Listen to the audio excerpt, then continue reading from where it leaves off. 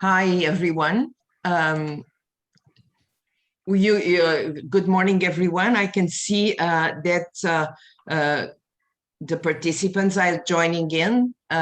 So welcome for joining us at the 2021 Ctcn Asia Pacific Forum on Accelerating Climate Action Through Climate Technology and Transfer. I'm very happy that we're having a continuous number of people flowing in. So as people are accessing the platform, let me just go over with just one simple rule of interaction. As you know, you will see that your videos and cameras are muted, so we have a clear visual and sound from the speakers that will intervene in this webinar. I would just like to ask you if you have any comments or questions for our speakers. Please use the question and answer button. The function that's there is very visible on your screen, and just use that chat function. So instead of chat function, use the Q&A, please. So chat function, you can use it for greetings, etc. But please signal whether you want to ask a question to a speaker on the question and answer function. So I think it is all from our side as part of housekeeping rules go. I would like to give the floor to our moderator, Mr. Mozaharul Alam, who will be conducting us through the webinar. Over to you. Thank you, Clara. Thank you very much. Good day, ladies and gentlemen. My name is Mozaharul Alam, also known as Babu, which is my nickname. I'm working as a regional climate change coordinator for Asia and the Pacific office. It is my great pleasure both to participate in today's forum with our guest and also to welcome you all to this Ctcn Asia Pacific Regional Forum for the National Designated Entities. The Ctcn Forum is taking place within the context of the Asia Pacific, the Regional Climate Week 2021. You may know that together with other climate weeks for Latin America and the Caribbean and Africa, the Climate Weeks provides a platform for the regional stakeholders to explore climate-related challenges as well as the opportunities. It also provides opportunities to showcase the solution both for the climate mitigation and adaptation. The objective of this NDE forum is to create a platform for the exchange of best practices and the lessons learned on how countries address the climate change with the technology in more effective way to reduce the greenhouse gas emission as well as adapting to the adverse impact of climate change. We know that developing and transferring the technologies will play an increasingly important role as the global efforts are underway to make the low carbon technologies the commercially viable and increase their uptake.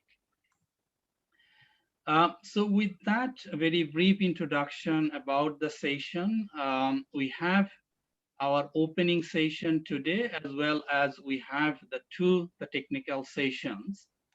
And we have the distinguished panel member for our opening session today. We have Madame Mao Foster in her capacity as a chair of the Ctcn Advisory Board. We have our regional director of UNEP Asia Pacific Office, Daishan Sering. We also have Mr. Junichiro Otaka, director of the Climate Change Division of the Ministry of Foreign Affairs of Japan. We also have Mr. Tom Modi, the regional director for the Climate Change and Energy for Southeast Asia of the UK, the Commonwealth and the Development Office, and representing here the COP26, the President's team. On behalf of Ctcn, I thank you all very much for being with us today. Now, it is my great pleasure to invite Madam Mo to deliver her remarks and set the scene for us. Over to you, Madam Mo.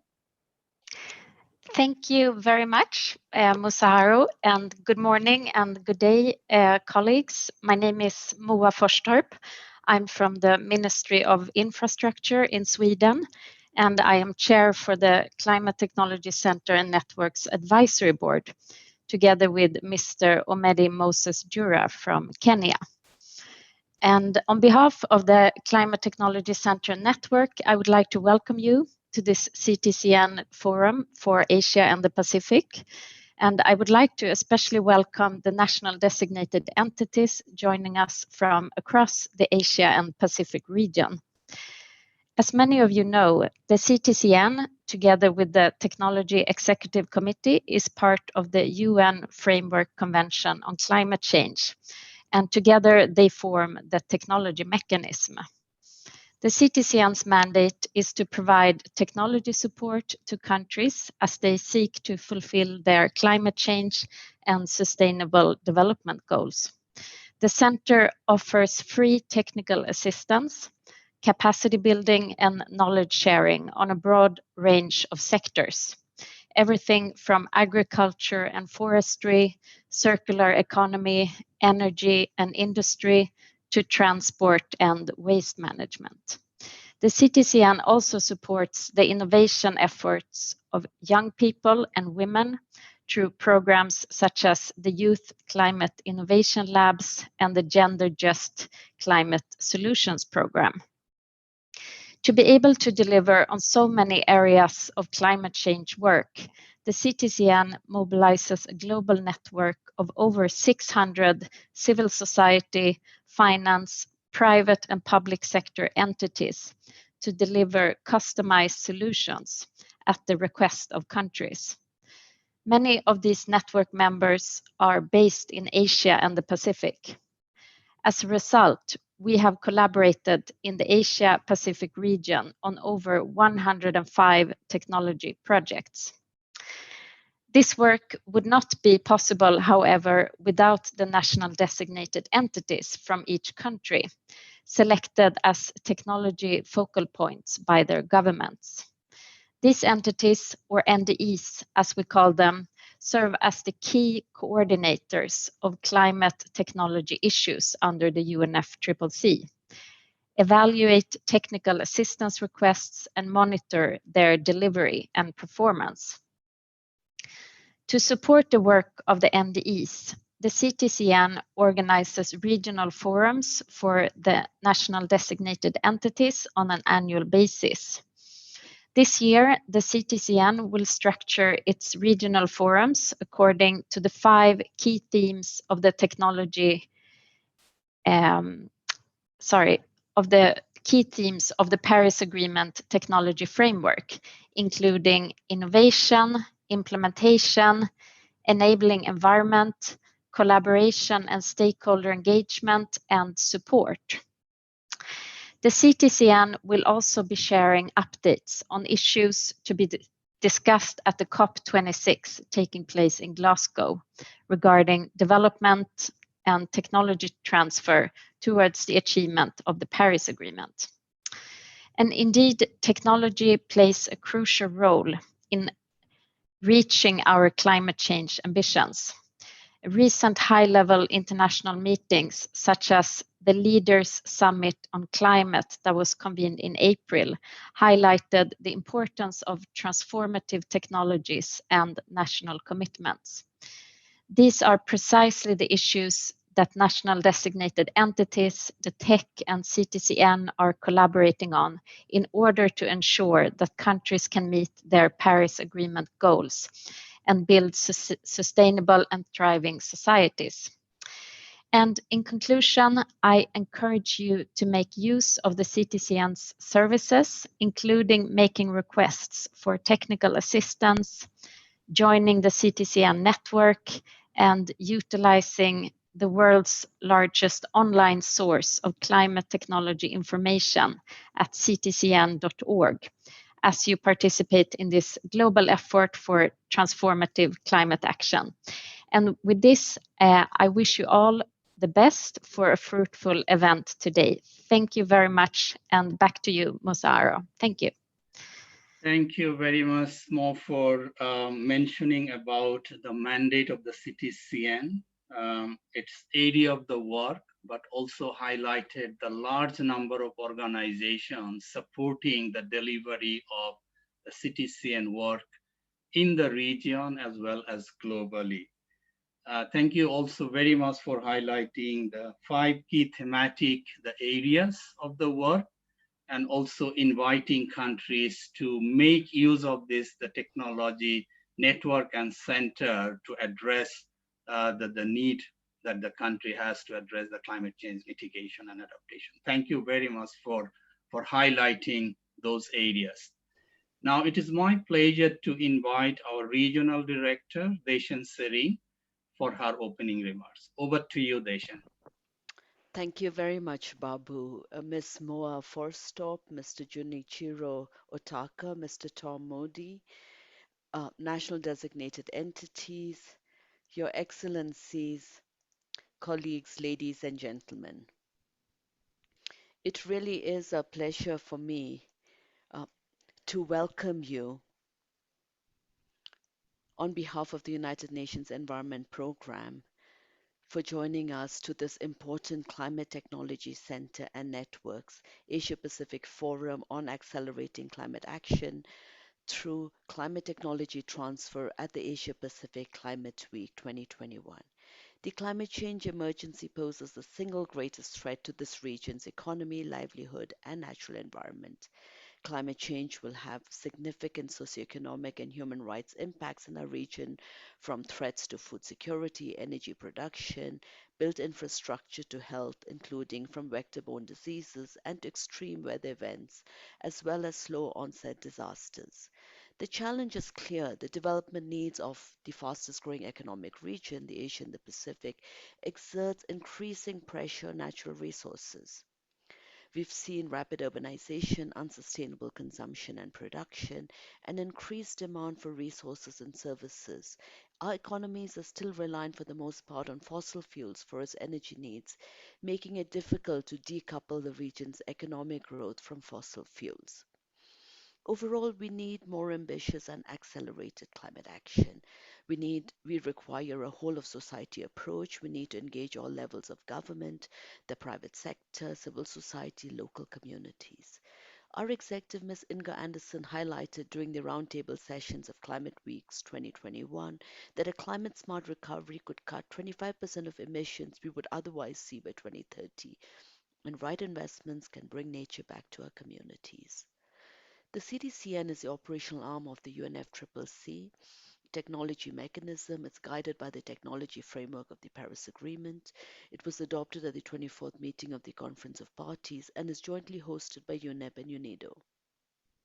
Ctcn supports development, transfer, deployment, dissemination of climate technologies through 3 core service mandates: technical assistance on climate technologies, information and knowledge sharing, and network and collaboration to deliver mitigation and adaptation outcomes in developing countries. By mandate, Ctcn is demand driven, with its work based on the needs of developing countries as identified by the countries themselves. Over the past year, a number of countries in our region have requested Ctcn technical assistance in order to begin their transition to e-mobility. And We've seen countries like Indonesia, Sri Lanka as potential frontier markets to demonstrate it, catering to the mobility needs of their growing urban population. Other least developed countries, small island developing states such as Cambodia, Nauru, Tonga, Vanuatu, Solomon Islands, and Papua New Guinea have requested support. And in these cases, support is rolling out, and we're already seeing benefits materialize. Ctcn, you've already heard, has a technical support arm to the Adaptation Fund Climate. And this is a new program. If you start to look at the It's called the Adaptation Fund Climate Innovation Accelerator Program.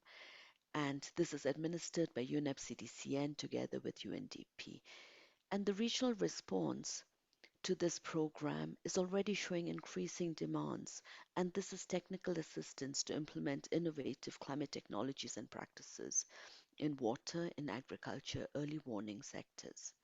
CTCN service areas cuts across 5 themes. You've already heard this: innovation, implementation, enabling environment capacity building, collaboration, stakeholder engagement, and support. And we've seen the integration of these 5 themes is to promote, facilitate enhanced action on technology development and transfer in order to support the implementation of the Paris Agreement. I very much look forward to today's forum where we will hear how instrumental the 5 key themes of the technology framework are in accelerating climate action and climate technology transfer, and in setting the pathway to COP26 at Glasgow and beyond. I also look forward to hearing cases reflecting the experiences from the Asia Pacific region. I wish you very successful event. Thank you, Babu. Thank you, Deshan, for highlighting the key challenges that Asia and the Pacific region is facing, including the need for more the ambitious and accelerated the climate action, as well as also highlighting the need of the whole society approach is necessary to deal with the climate change. But thank you also mentioning that the support Ctcn is providing benefits are also visible in the region. Thank you very much, Deshan, for highlighting all those. Now, dear participants, Ministry of Environment of the Japan is hosting the Asia Pacific Climate Week, and I'm very much supportive to enhance the climate action in the region, as well as their recent announcement to become the carbon neutral by the 2050. Now, it is my pleasure to invite Mr. Junshiro Otaka. He's the director of the Climate Change Division of the Ministry of Foreign Affairs, to deliver his welcome remarks. Over to you, Otaka-san.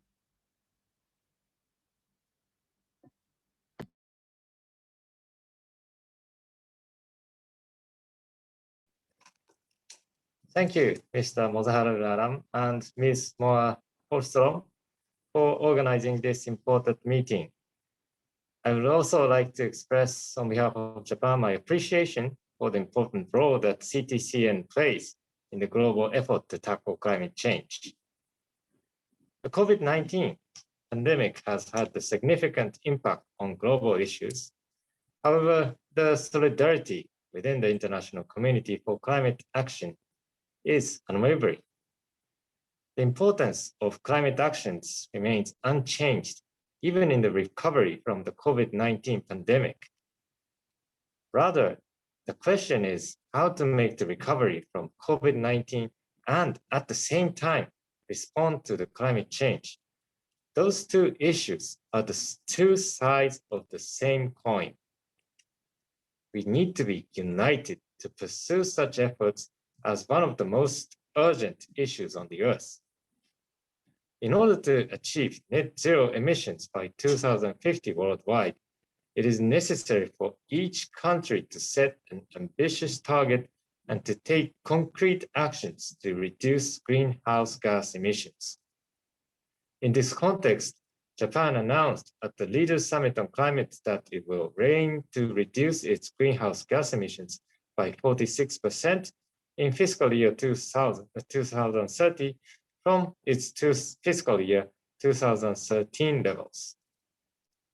Japan will also continue strenuous efforts in its challenge to meet the lofty goal of cutting its emission by 50% in fiscal year 2030. This announcement means that Japan will raise the target by more than 70% from the current one. This is an ambitious target.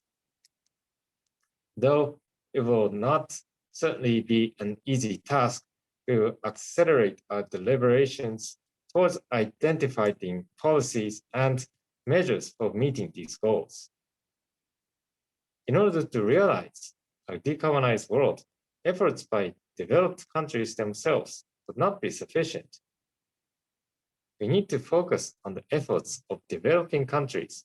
Japan, in addition to making efforts to reducing emissions in Japan, is also promoting international cooperation, including support for developing countries. This meeting comes at a timely occasion for addressing this issue, as well as the importance of technology transfer carried out by countries and organizations such as Ctcn. Prime Minister Suga announced in June 2021 at the G7 Cornwall Summit that Japan will provide climate finance, both public and private, totaling 6.5 trillion Japanese yen, which is equivalent to about approximately 60 billion US dollars over the next 5 years from 2021 to 2025, and it will further enhance its assistance for adaptation. This is the same high level of its previous commitment up to 2020, 1.3 trillion Japanese yen, which is equivalent to approximately 11.8 billion US dollars per year. This commitment stands out as a sizable amount among other developed countries. Under this commitment, Japan will continue to lead the global efforts to tackle climate change. Japan believes that technical assistance from Ctcn will play an important role for developing countries to tackle climate change and provides financial support and dispatches of human resources to Ctcn. Japan also provides technical assistance through the UNFCCC, supporting the creation of an online meeting platform, which is becoming more important recently. Japan also continues to support through JICA to developing countries. For example, Japan supported the establishment of the Pacific Climate Change Center, PCCC, through grant aid in Samoa. After the inauguration of the center, Japan has also dispatched experts and offered trainings to relevant ministries and agencies in the field of climate change in Oceania countries. These important contributions can effectively meet the needs in this area. Furthermore, as one of the biggest donors of the Green Climate Fund, we will continue to make efforts to improve the access to multilateral climate finance for these countries so that they can receive climate finance in a timely manner. Finally, I hope this meeting will lead to further discussions at the upcoming COP26. Thank you all for your kind attention. Over to you. Thank you, Mr. Otaka, for highlighting that both the recovery from the COVID and the climate action is need to be supporting each other. And also, thank you very much for highlighting the Japan's effort to cut the greenhouse gas emission and the ambitious target, but also highlighting that the global effort is necessary to address the climate change and the effort and support that the government of Japan is providing to the developing countries, including the financial support. Also recognizing the important role of the Ctcn in the global effort to address the climate change. Thank you once again to you and the government of Japan for continued support to the Ctcn as well as the global effort of climate change. Now, it is my pleasure to welcome our the last speaker for this opening session, Mr. Tom Modi.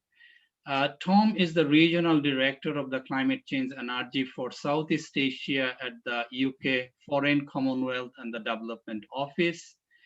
And then he will be telling us today and speaking on behalf of the UK COP26 presidency about the plan. So over to you, Tom, for your remarks. Thank you, Mahazarul. Chairperson Moa, distinguished speakers, delegates, I'm really delighted to be here to talk to you on behalf of the UK's COP26 presidency. Of course, as the incoming presidency, the UK is participating across the UNFCCC Asia Pacific Climate Week, including running our own day on Thursday this week. Ladies and gentlemen, we know from recent IPCC reports that meeting the goals of the Paris Agreement will require unprecedented transformations across all aspects of society. We see ever more stretching targets from countries around emission reductions and the phase out of high carbon technologies, including recently from Japan, Republic of Korea, China, the US, and the UK, amongst others. We welcome those and are intensifying our own calls to all parties to the Paris Agreement to fulfill their obligations to submit those before COP26 in November. In the UK, we've seen the enormous economic benefits of that trajectory, with our own economy growing over 70% since 1990, a period which also saw our emissions fall by over 40%. So I reinforce the comments of the previous speaker, Mr. Ataka, about the need for a green recovery from COVID and the benefits of that. Ladies and gentlemen, the key to success will be in the implementation of these targets. We know from our own experience in the UK that meeting the bold climate targets that science tells us we must set relies on faster adoption and scaling of technologies, some of which haven't been invented yet. So we must work together on that.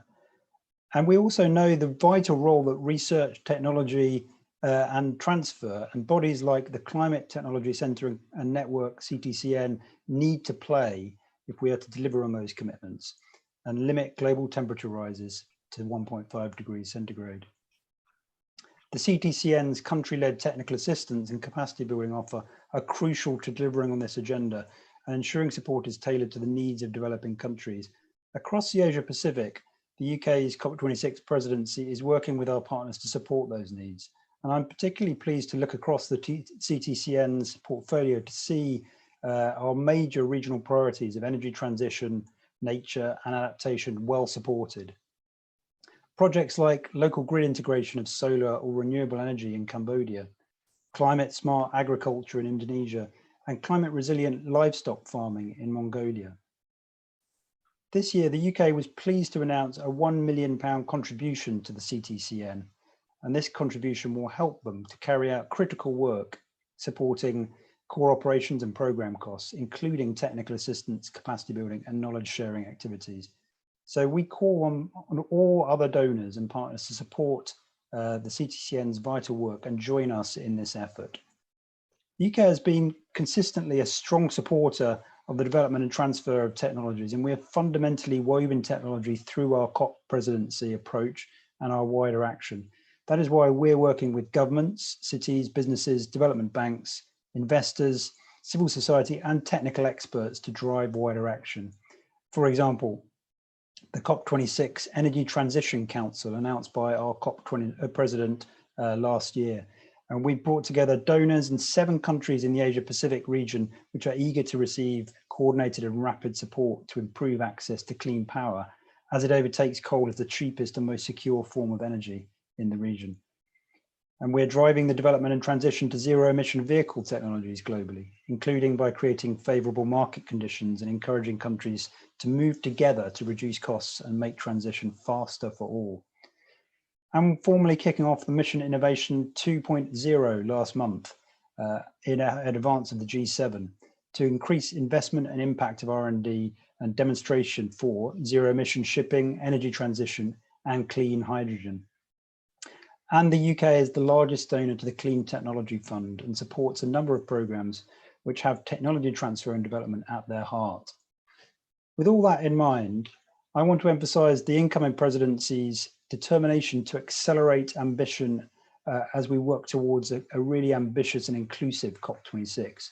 And to do this, we've been adapting our plans, including during the pandemic, so that we can do all we can to help drive action through negotiations, working bilaterally with countries, and to support parties to deliver on their technology development and transfer commitments under the Paris Agreement. As we look ahead to COP26 in November, there remains several key opportunities to help accelerate climate action. As the incoming presidency, we will continue to weave the importance of technology transfer in meeting the goals of the Paris Agreement into all our work. We will be active across our full spectrum of global diplomacy, including as a permanent member of the UN Security Council, and as our presidency of the G7 coincides with our presidency of COP26. So last month, we were really proud to have secured the first ever G7 leaders' commitment to net zero by no later than 2050, and a raft of supporting measures on nature, clean energy and finance. And of course, ahead of us, we have UN General Assembly, NYC Climate Week, pre-COP, and the G20 Leaders Summit, to name but a few. So we look forward to working closely with the Ctcn, the Technology Executive Committee under the UNFCCC, and all independent stakeholders as we raise ambition as we get closer to COP26. Thank you, and I wish you a very successful session today. Back to you, Mahazarul. Thank you, Tom, for presenting the detailed plan of the UK, the COP presidencies, but also highlighting the need of the transformation, accelerating the ambition, raising ambition, and also highlighting the recent effort of the countries in the region. But important aspect is implementation of those targets and also required the additional innovation. But also inviting the other countries to joining in your effort to address the climate change and joining more hands, obviously necessary to deal with the impact and the amount of challenge that we have in front of all of us. So thank you very much for highlighting all those.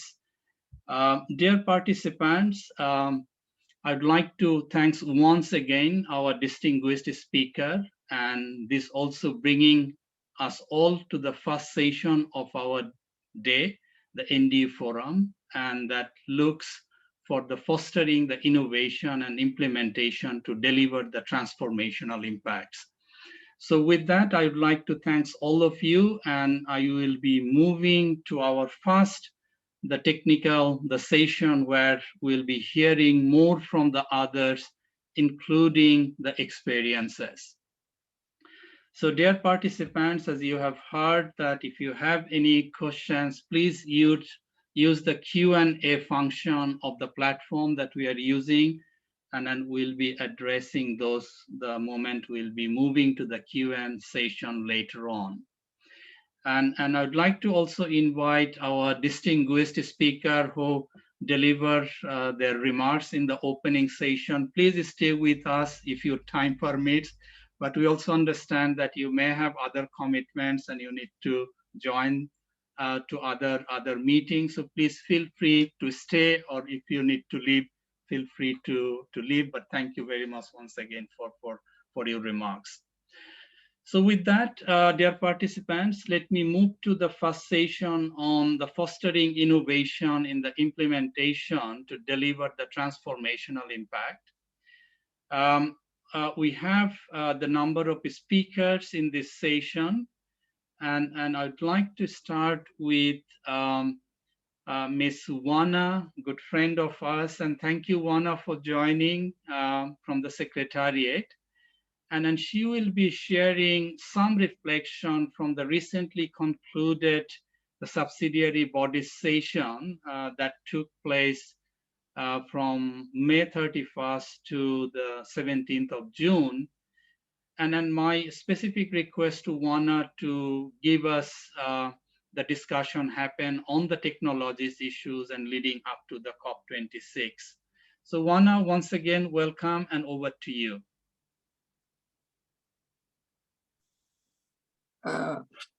Thank you, Mazharul, and dear colleagues and friends in the Asia Pacific region. Good morning, everyone. Before I start, I would like to give my special hello to my good friend, Mua, the chair of Ctcn AB, Dachen, really my good friend. She worked with the Secretariat here in Bonn before. Otaka-san, the host, and Tom from the UK incoming presidency team. For those who not know me, my name is Wana Thananchai Wattana. I'm from Thailand. In fact, I'm from the region. I'm one of you before. I'm the manager of the Mean of Implementation Division of the UNFCCC Secretariat. And in my other role, I'm also the SAPTA coordinator responsible for coordinating the work and negotiation under the UNFCCC SAPTA. And as Tom mentioned, we just have the session conclude in the this month, early this month, for the past 3 weeks in the online online session. It's not easy, and I understand that many parties express their view about how the challenge they face in joining this kind of a conversation online.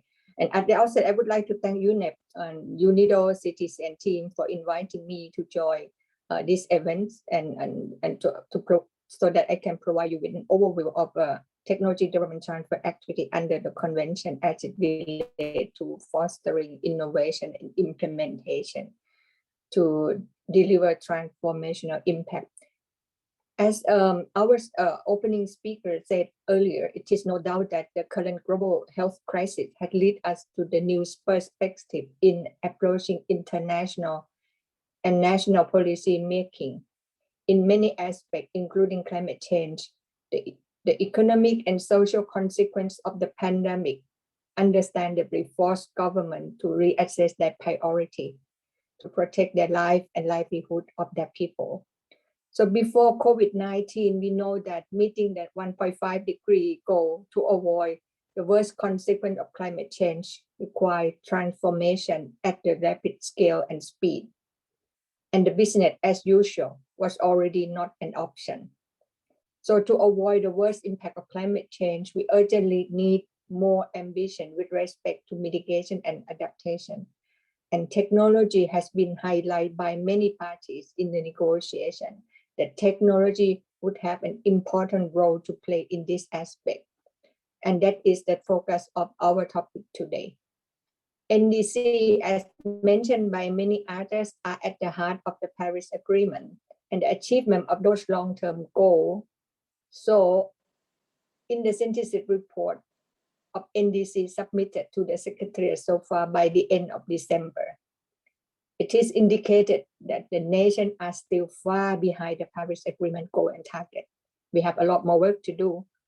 As the role of the technology mechanism, we are here to provide support to parties in meeting their objective and target under the convention. So please make sure that you use the opportunity to benefit from their service to support your action. Before I mention about the result of the recent negotiation, technology development transfer under the convention evolved over the past 2 decades. It not start yesterday, it not start the months before, but it start over 20 years under the UNFCCC. At the early day of the process, I can tell you that parties have very little knowledge with regard to the role and capacity of existing technology at that time. They have no idea about what technology available and what kind of service exists in 1999 when I joined the UNFCCC convention process at that time. But today you can see much different taking place from many activities that taking place under the UNFCCC process. Party and several stakeholders have advanced their technical knowledge and understanding on the capacity of various climate technologies. Parties actively engage in the implementation of various activities under the convention, including the implementation of the new technology framework adopted at COP24 in 2018 as part of the Katowice Agreed outcome. When adopting the Paris Agreement in 2021, parties also empower the technology mechanism established by COP16 in 2010 to also serve the Paris Agreement, including the implementation of the technology framework. The technology framework can play a strategic role in improving the effectiveness and efficiency of the work of the technology mechanism, which include the TEC and Ctcn, by addressing the transformational change envisioned in the Paris Agreement and the long-term vision of technology development transfer. As mentioned by previous state speaker, Moore already mentioned that the technology framework consists of the 5 key themes that operating. One is innovation, which is the topic of your discussion today. Innovation, implementation, enabling environment and capacity building, collaboration and stakeholder engagement and support. as I mentioned, in the synthesis report of the NDC submitted by the end of 2020, the specific technology needs mentioned were mainly in the area of agriculture, climate observation and early warning, energy, industry, infrastructures, and building, transport, and water. So as regard to technology innovation, research, and development, some party included information on promoting institutions, mechanisms, tools, and business model that foster progress in this area. As stipulated in Article 10 of the Paris Agreement, accelerating, encouraging, and enabling innovation is critical for an effective long-term global response to climate change and promoting economic growth and sustainable development. Regarding TNA or implementation activity in this area of the key theme of the framework, the activity should include to facilitate the implementation of collaborative technology development and transfer, build on the past and ongoing work of the technology mechanism, and taking into account the role of North-South, South-South, triangular and regional cooperation in facilitating implementation. So activity in the implementation also include such as the NDC, the long-term role greenhouse gas emission development strategies, technology need assessment, technology adaptation plan, technology roadmap, and other relevant policy, and facilitating overcoming challenge by implementing such action as appropriate.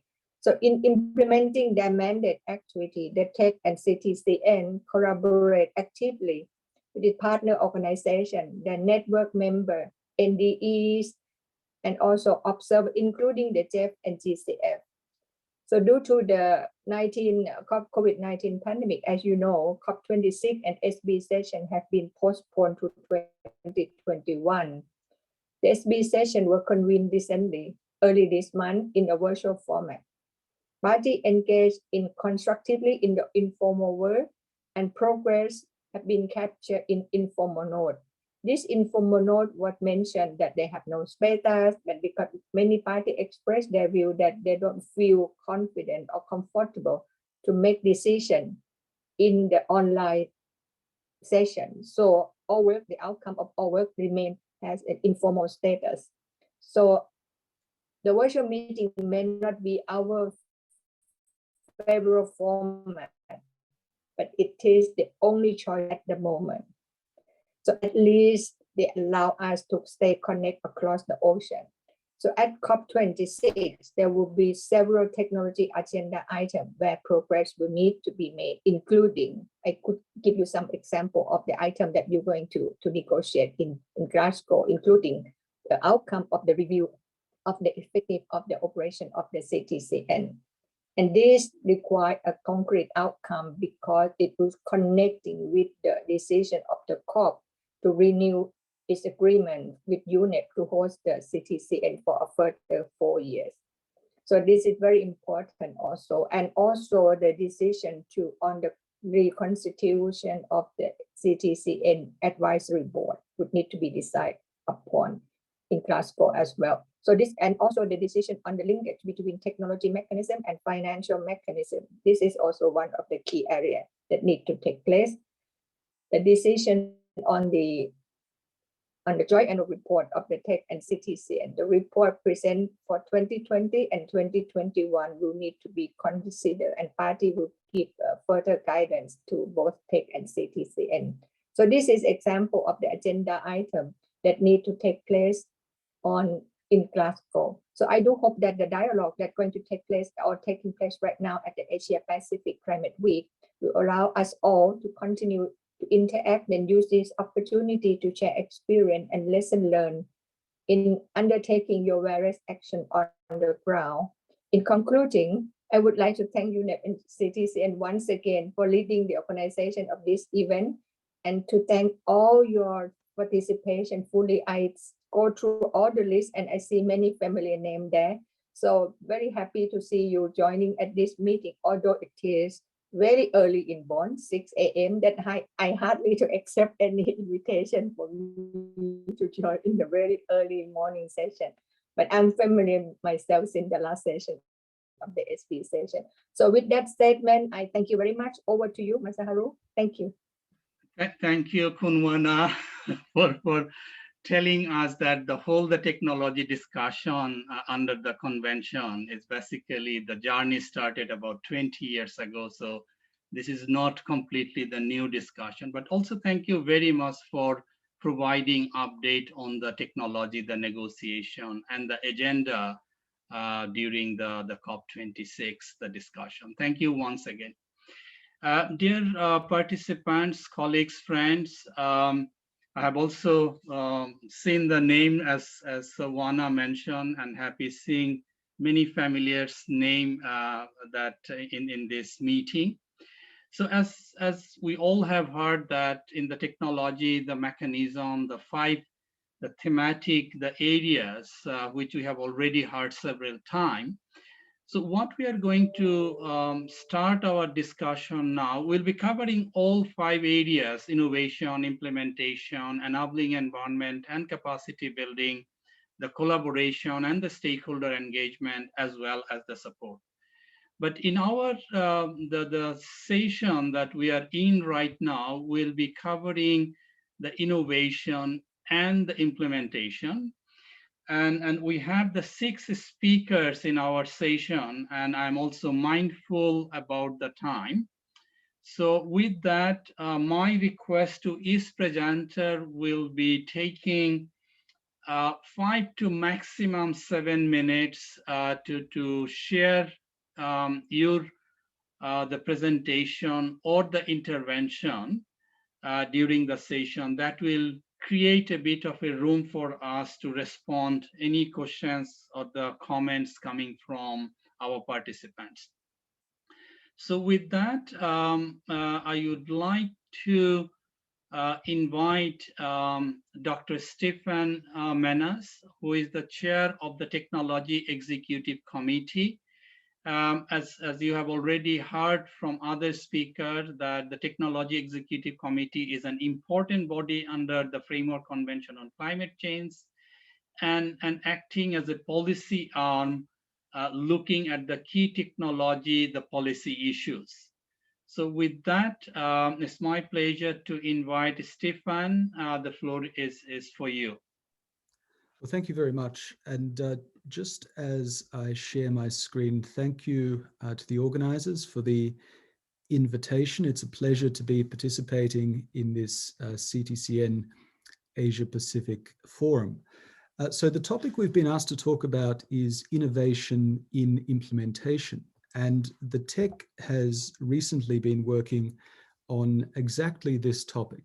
So I'd just like to walk you through our current and recent work on this topic. And as Wana has already mentioned, the TEC under the Paris Agreement is working under the overarching guidance of the technology framework. Now, Wana also said, I think with some understatement, that the technology negotiations did not begin yesterday. But what we can say is that under the Paris Agreement and its technology framework, innovation has become a far more prominent part of the work of the TEC and indeed the Ctcn. And we see that reflected in the principle of a transformational approach, which is included in the technology framework. And the work that I'm presenting today is very much guided by this technological framework. The TEC has, in the last couple of years, been working on publications on innovative approaches to accelerating and scaling up climate technology implementation for mitigation and adaptation. And as you'll see, the experiences of countries in the Asia Pacific have formed a prominent part of this work. The objective of this work is to identify innovative approaches to stimulating the uptake of deployment-ready climate technology solutions with a view to providing policy recommendations. So it's very much about innovation in process, innovation in policy and frameworks, rather than innovation in hard technology. And of course, there are a variety of the aims of this publication, which I won't detain you with now, but I'm happy to make this presentation available. Now, as said, the work focuses on innovative ideas and actions to accelerate deployment and diffusion of technologies. So we're looking at social and economic contexts, systems, enabling conditions for technology implementation, identifying and assessing innovative approaches in this regard. And there are a number of particular forms of innovation that the work is focused on, including how technology options are selected by countries, how to bring in and draw upon stakeholder views and expertise, including practitioners, technology users, etc. Financial innovations. Financial innovation is not a uniformly popular concept, but nevertheless, there is a great deal for finance to bring to the table here, and indeed enhancing the role of the private sector. So what is the purpose of this grab bag of innovative approaches? The idea is to push technology from deployment to widespread diffusion and to scale up technology from the project level to the national level, and indeed potentially beyond the national level. And all of these interventions are trying to move this process of scaling and accelerating deployment and diffusion along. So just to come briefly to a couple of case studies which do look at the experiences of innovations in the Asia Pacific region.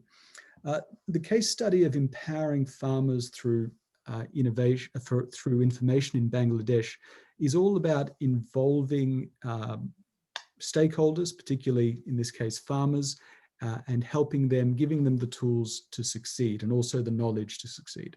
So the problem here was that pests destroy up to 25% of the rice harvest. The intervention, plant clinics, and indeed online e-clinics, as they've been called, which share real-time information on crop health and crop threats through knowledge sharing apps. And of course, this work has even gone on remotely during the pandemic. The creation of an easily accessible online knowledge bank and access to advisory services and diagnostics. So this is creating tools that farmers can use if they wish to use. Their participation is very much voluntary. It enables them to exchange information themselves on a peer-to-peer basis, and also has a train-the-trainer element through plant doctors. So again, this is all about innovative approaches with the use of some technology to empower stakeholders. The other example, and I'll be briefer here because I think this is more familiar to colleagues, financial innovation. So the use of sovereign green bonds in Fiji to scale the relevant ecosystem for investment using green bonds. Indeed, Fiji was the first developing country to launch sovereign green bonds. And indeed, the use of proceeds have a number of destinations, including flood management, etc. But there is also the use of international standards here in the green bond principles. So the role of finance there. And just very briefly, the idea here is that these interventions help to produce a balance between government push factors for technology development and market pull factors by expanding the role of the market and the contribution of market players, especially in developing countries.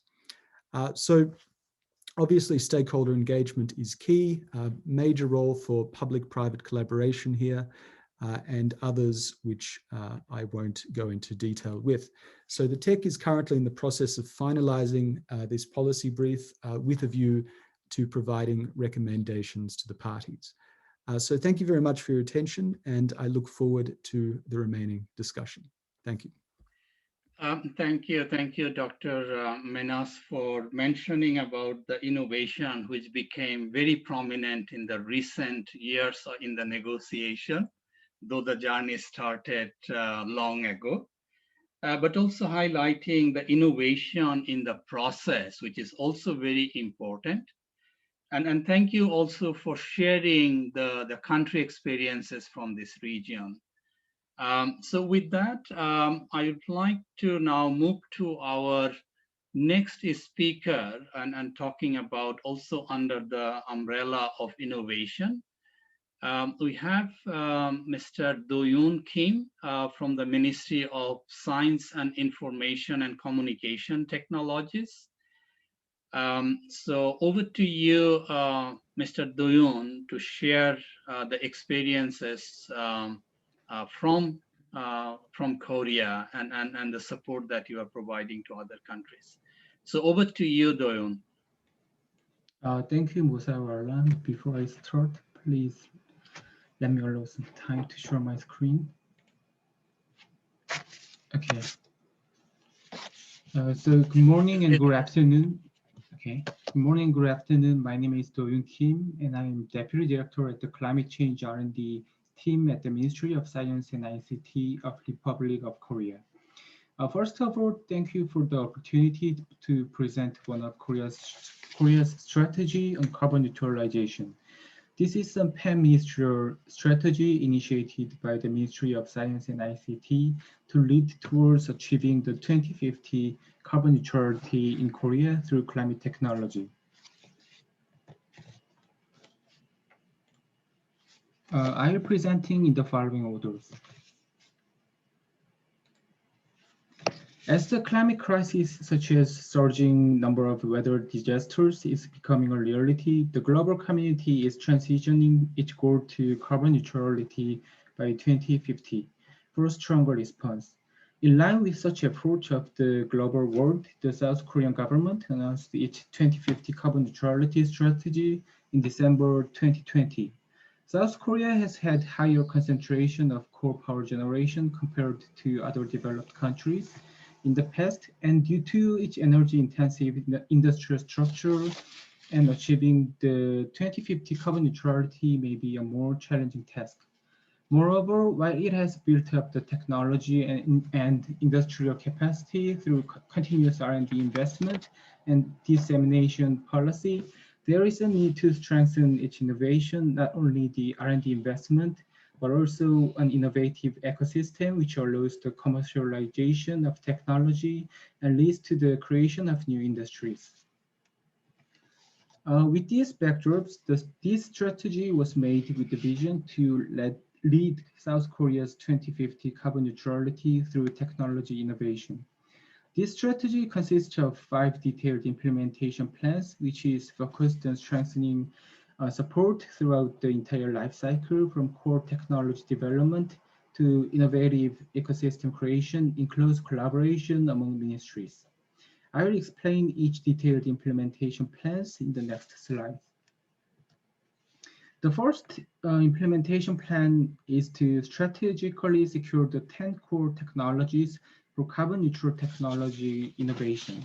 We identified the 10 core technologies through analyzing the sectoral issues based on the national level plans, such as the NDEs, and considering the level of contribution on greenhouse gas emissions reduction and reflecting the demand of the industries. Also, we derived target and implementation strategies until 2050 for each 10 core technologies. First, we arranged the technology development strategy for solar and wind power, hydrogen, and bioenergy sector to allow energy transition and secure carbon neutral fuels. And we planned strategies for securing innovative technology for energy and emission-intensive industries, namely steel, cement, petrochemical, semiconductor, and display. Along with the technology target for carbon neutral transport and building sector, we also set strategies for energy efficiency optimization using ICT technologies. Lastly, we specified the strategies to secure the CCUS technology in order to capture, store, and utilize the carbon emissions that may occur despite the efforts made in all the other sectors. Due to time constraints in explaining the details for all strategies, I will describe the strategy for solar technology development as an example. By analyzing the current state and issues for each of the 10 core technologies, we developed a technology development strategy which covers the goal and milestone for the defined technology policy for promoting commercialization and institutional improvement. Through the committee of 88 experts from industries, academia, and the scientific community recommended by the relevant ministries, we actively reflected the demands from the field and set the following strategy for all of the 10 core sectors. The second strategy for technology development is to plan and implement the intergovernmental carbon neutrality R&D at the appropriate timing. Based on the aforementioned 10 core technology development strategy, all relevant ministries will collaborate to promote running the life cycle together R&D through the 2 tracks, which are field-specific R&D and mid to long-term innovative source technology R&D. Moreover, we are also planning to achieve energy efficiency innovation through digitalization in all sectors using ICT. The next is the strategy for establishing an innovative ecosystem. First, we plan to establish an intensive support system for early commercialization and new market development of carbon neutral technologies through taking measures such as expanding regulatory sandboxes and fostering 100 technologies with commercialization potential. Also, we will promote low carbon technology innovation led by the private sector.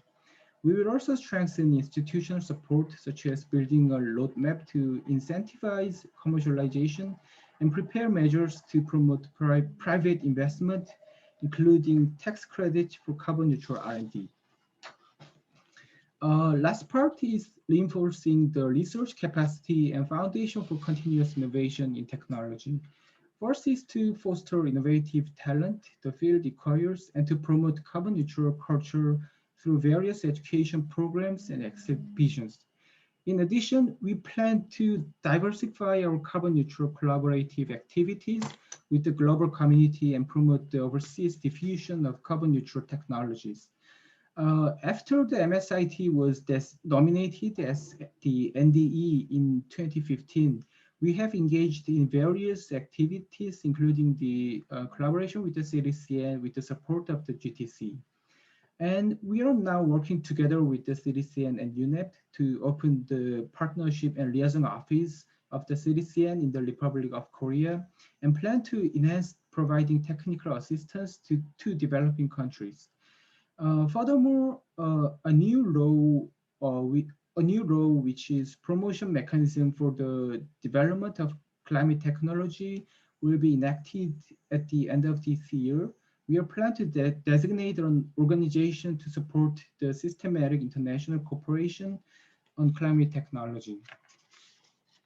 So this is the end of my presentation. And as this is a pan-ministerial strategy, it is difficult for me to answer all the details. But if you have any questions, please feel free to email me, then I'll get back to you right away.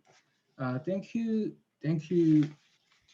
very much for giving me this opportunity.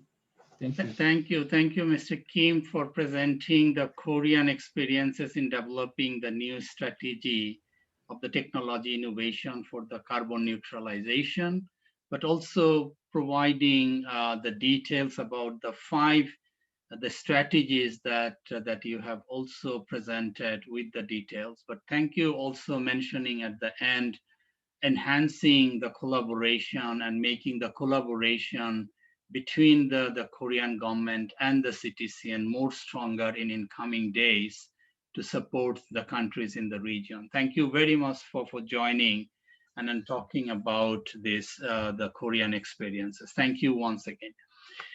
Dear participants, we have heard about this, the innovation and the 2 presentations on that. Now, among those, the 5 areas, now it is my pleasure to actually take you to the next area of our discussion on the implementation. And in terms of the implementation, we have the 3 presenters. And we'll start with my colleague, Sudesh Sharma, who will be talking about the emerging trends of achieving the low carbon, the transport through the electric mobility in the Asia Pacific. We have heard about this is one of the area which also require some innovation, some transformation, but let's see how the implementation is happening in this area of electric mobility. So it's my pleasure, Sudhir, to hand over to you and then presenting our experiences in the region on the mobility. Thank you. Thanks a lot, Babu. And thanks to Ctcn for inviting us to share our experience on electric mobility, and especially the situation currently in Asia Pacific. Before I start, just Babu wanted to kind of give it a bit of a context why this is going to be one of the critical technologies. So we saw the new IEA report, and we anyway know the data that 70% of the GHG emissions come from energy use. And within those 70%, roughly about a quarter comes from the transport sector. So it's a major source of GHG emissions. So if we are looking at Paris Agreement, we're looking at net zero future, transport is at the center of it. And one could say finding zero emission transport vehicles is the step in that direction. But there are two other things which I also thought would be useful to kind of provide a context to. It's also equally becoming important in the region because of air pollution issues. Most of the cities in the region have air pollution challenges, and electric vehicles provides a solution to that. And the second factor, which is underlying a lot of initiatives in the region, actually is based on the fact that most countries are net importers of oil. And moving towards electric vehicles with renewable energy charging based on solar actually is a big benefit in terms of reducing the dependence on import and the import dollars that need to be spent by the country. So if you look at it, it's not just about GHG emission reduction, but it also is more economic factors which are pushing the governments as well as the local environmental factors. Then moving on to just to provide a bit broader perspective and a picture as to where we are with electric mobility. This is not a very kind of it's a very old technology because it was invented long years, a century ago, but never kind of made it into the market, and it's revived. But if you look at the current history, it's a very short history. So just to highlight a few things, if one looks at the IEA Global EV report, and that's a very good report where UNEP is also working with IEA on assessing the EV markets. Currently, there are 10 million electric cars on the road, and electric car registration has increased by 41% in 2020. And this is despite the fact there was COVID, the sale of cars went down. And then the other thing is what has happened is that China is the biggest market, but EU, where many countries have set a target of phasing out ICE, has taken over China as the biggest electric vehicle market.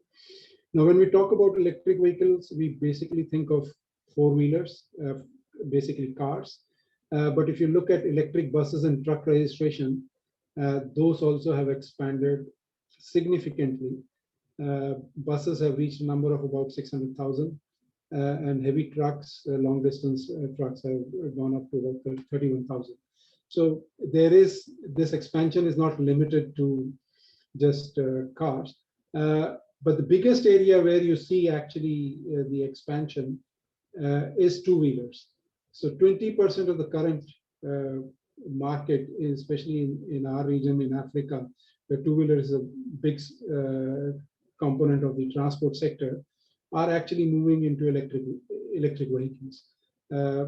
So it's all segments of the electric vehicle are actually expanding. And then the other reflection of the fact that this technology has taken root and is looking at expansion in market is to look at the manufacturers.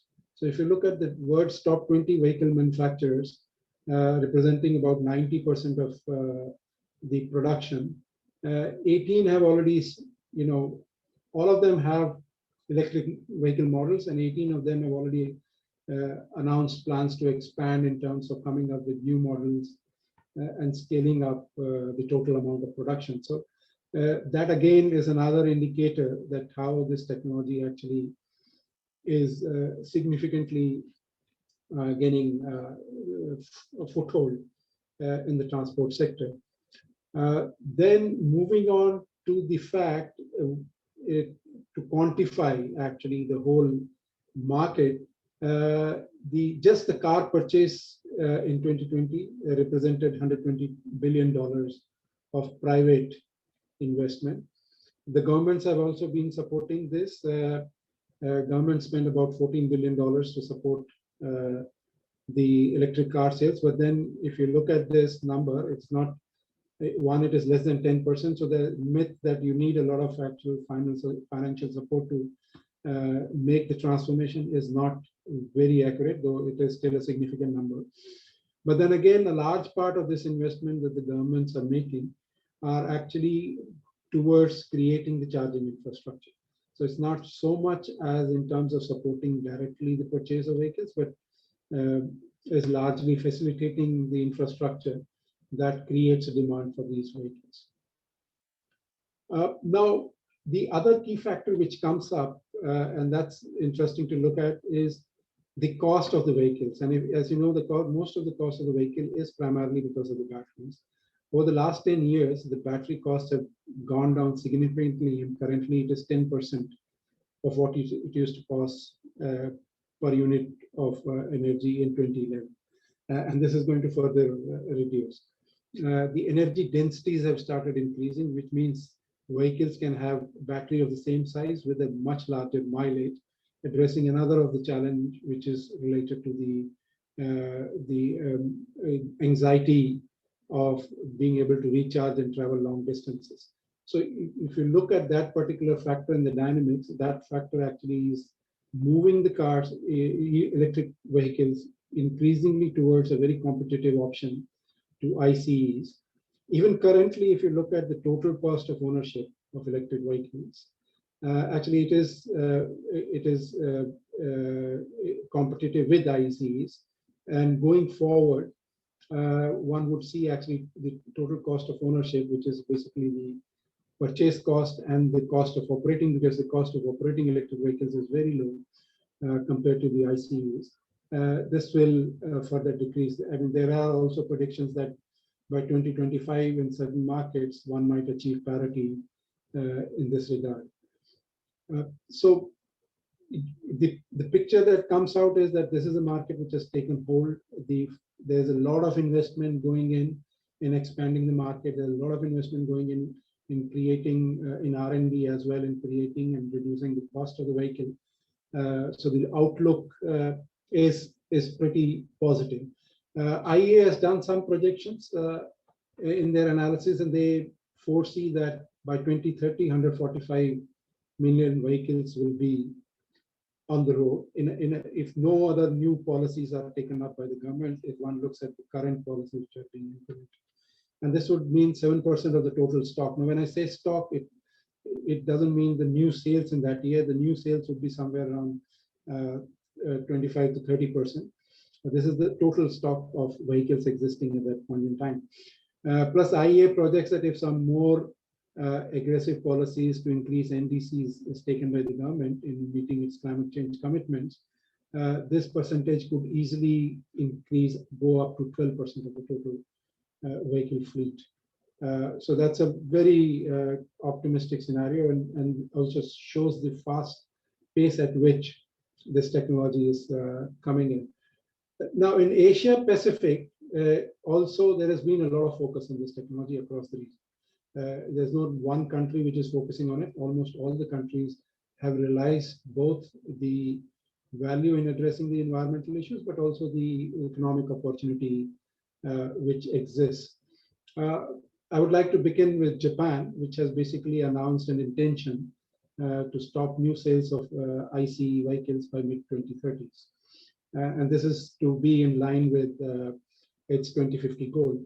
Similarly, China is also planning to phase out sales by 2035. So once you see these big markets moving in that direction, it's going to have a very positive effect on other markets as well. Not only the big countries, but if you look at the smaller countries like Sri Lanka and Fiji, they also have come out with phase out of ICE as a policy. And primarily these countries are moving from an angle of air pollution and sustainability in terms of the cost of purchasing fuels. One looks at India and Pakistan, they have set a very ambitious target of 30% new sales by 2030. Similarly, in the same vein, looking in Southeast Asia, back again, Thailand has set a plan of having 1.2 million such vehicles in use by 2036. And also Thailand is looking at this as an economic opportunity by becoming the ASEAN hub for electric vehicles by 2025. As you know, Thailand already has a very significant car manufacturing base, which also supplies to other markets. And so it's moving, it sees that opportunity which is there for economic growth in the coming future. Moving on to Indonesia, again, there the president signed a regulation for promoting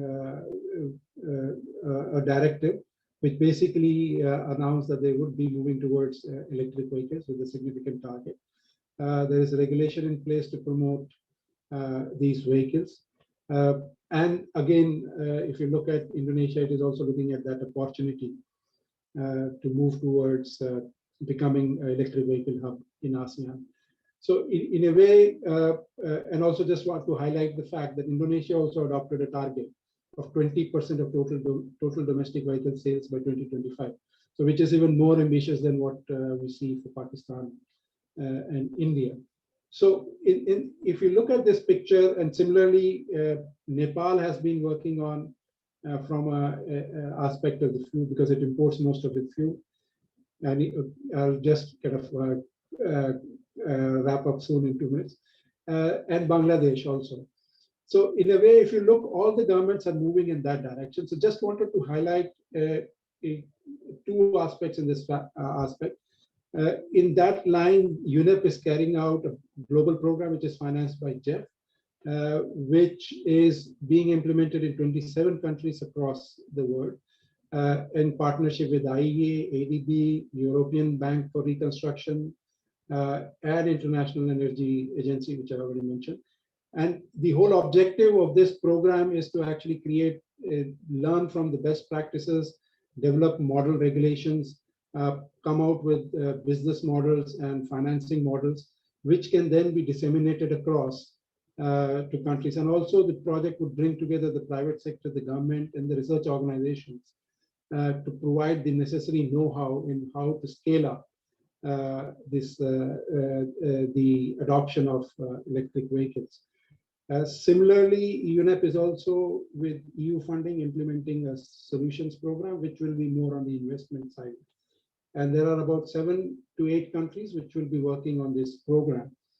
So if we look at, just to conclude, finally, Babu, sorry for taking more time than you wanted me to, that this is a technology which is fast gaining toehold. The costs are coming down, it is becoming much more competitive, and it provides for a very significant opportunity for countries to actually move towards zero carbon energy sector. So with that, I would conclude my presentation, and back to you, Bob. Thank you so much. Thank you, Sudhir. I know this is the one of the area is moving very fast in the region. As you also highlighted, it is not only addressing the climate change, the reduction of greenhouse gases, but also the co-benefit that we are seeing this electric mobility is bringing is tremendous in terms of the air pollution, in terms of the health benefits. So thank you very much for highlighting those aspects, Sudhir. Now, dear the participants, NDE, we have heard about the one side of the climate change, the mitigation, but as the Ctcn also provides support, the other area of climate change, the adaptation, which is also important for Asia and the Pacific region, as the country and the region is very vulnerable. So with that, one of the key issue for implementation of the adaptation action is to be aware of and to overcome the limitation and the barriers to adaptation. In this respect, it is my pleasure to introduce and invite Sanjay Srivastava from Economic and the Social Commission for Asia and the Pacific to share with us the challenges in implementing adaptation technologies, particularly in Asia and the Pacific region. Over to you, Sanjay. Yeah, thank you, Babu, and thank you, my colleagues, Clara from Ctcn, for giving ISCAP this opportunity to present the role of technology in accelerating adaptation.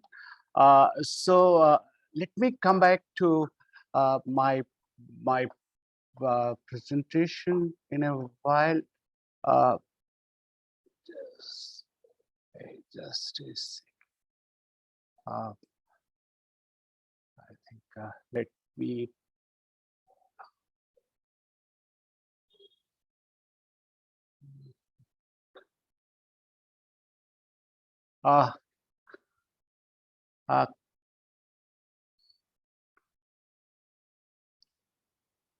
You can see my slides, colleagues? Sanjay, not yet. I think. Sanjay, if you want, we could do it from our end. Okay, please go ahead. I think there is some difficulty. I don't know what's the problem. Oshik, please go ahead. Yes, I will. Just give me a second. Yeah.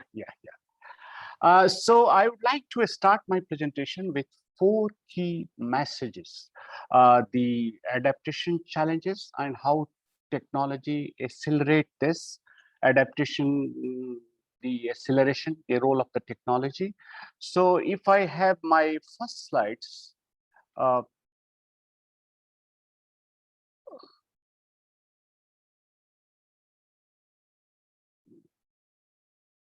yeah. You can see my first slides. Yes, Sanjay. Yes. Yeah. Thank you very much. My first slide is to present to you what is the cost of adaptation, because I'm coming from Economic Commission for Asia and Pacific. So what could be the exact number of adaptation and the disaster losses? So there is a report which will be launched next month. We brought out the annualized average disaster losses from the region. And you will see in the left-hand side, the region's economy, $31.7 trillion. This is the growth engine of the world, out of which around $780 billion is at the risk, multiple risks: flood, drought, slow onset disaster.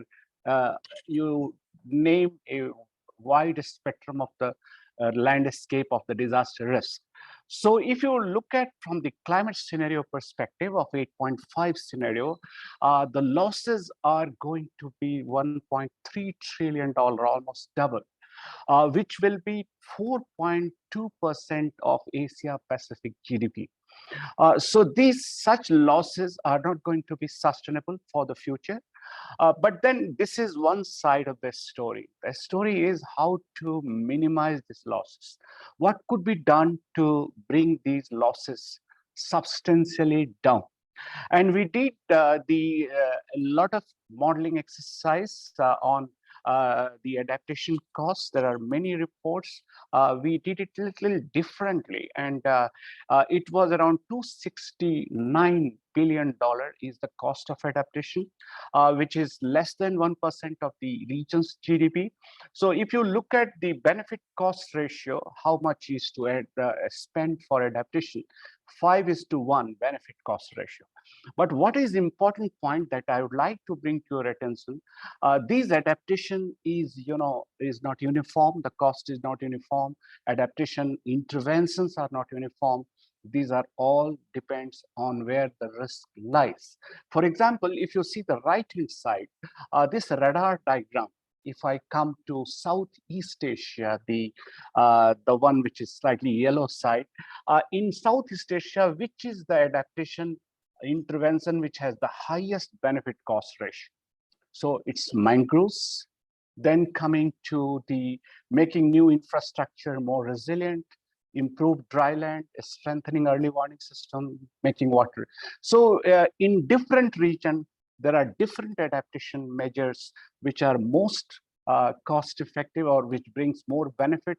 We have done this at a country level. We have done it at a sub-regional level. My next slide shows at another perspective of adaptation.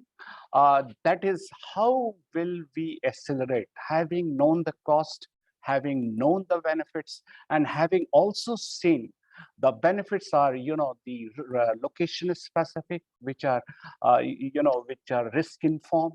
Higher is the risk, higher is the cost of adaptation, but also higher is the benefit. So what accelerate adaptation and where technology makes all difference?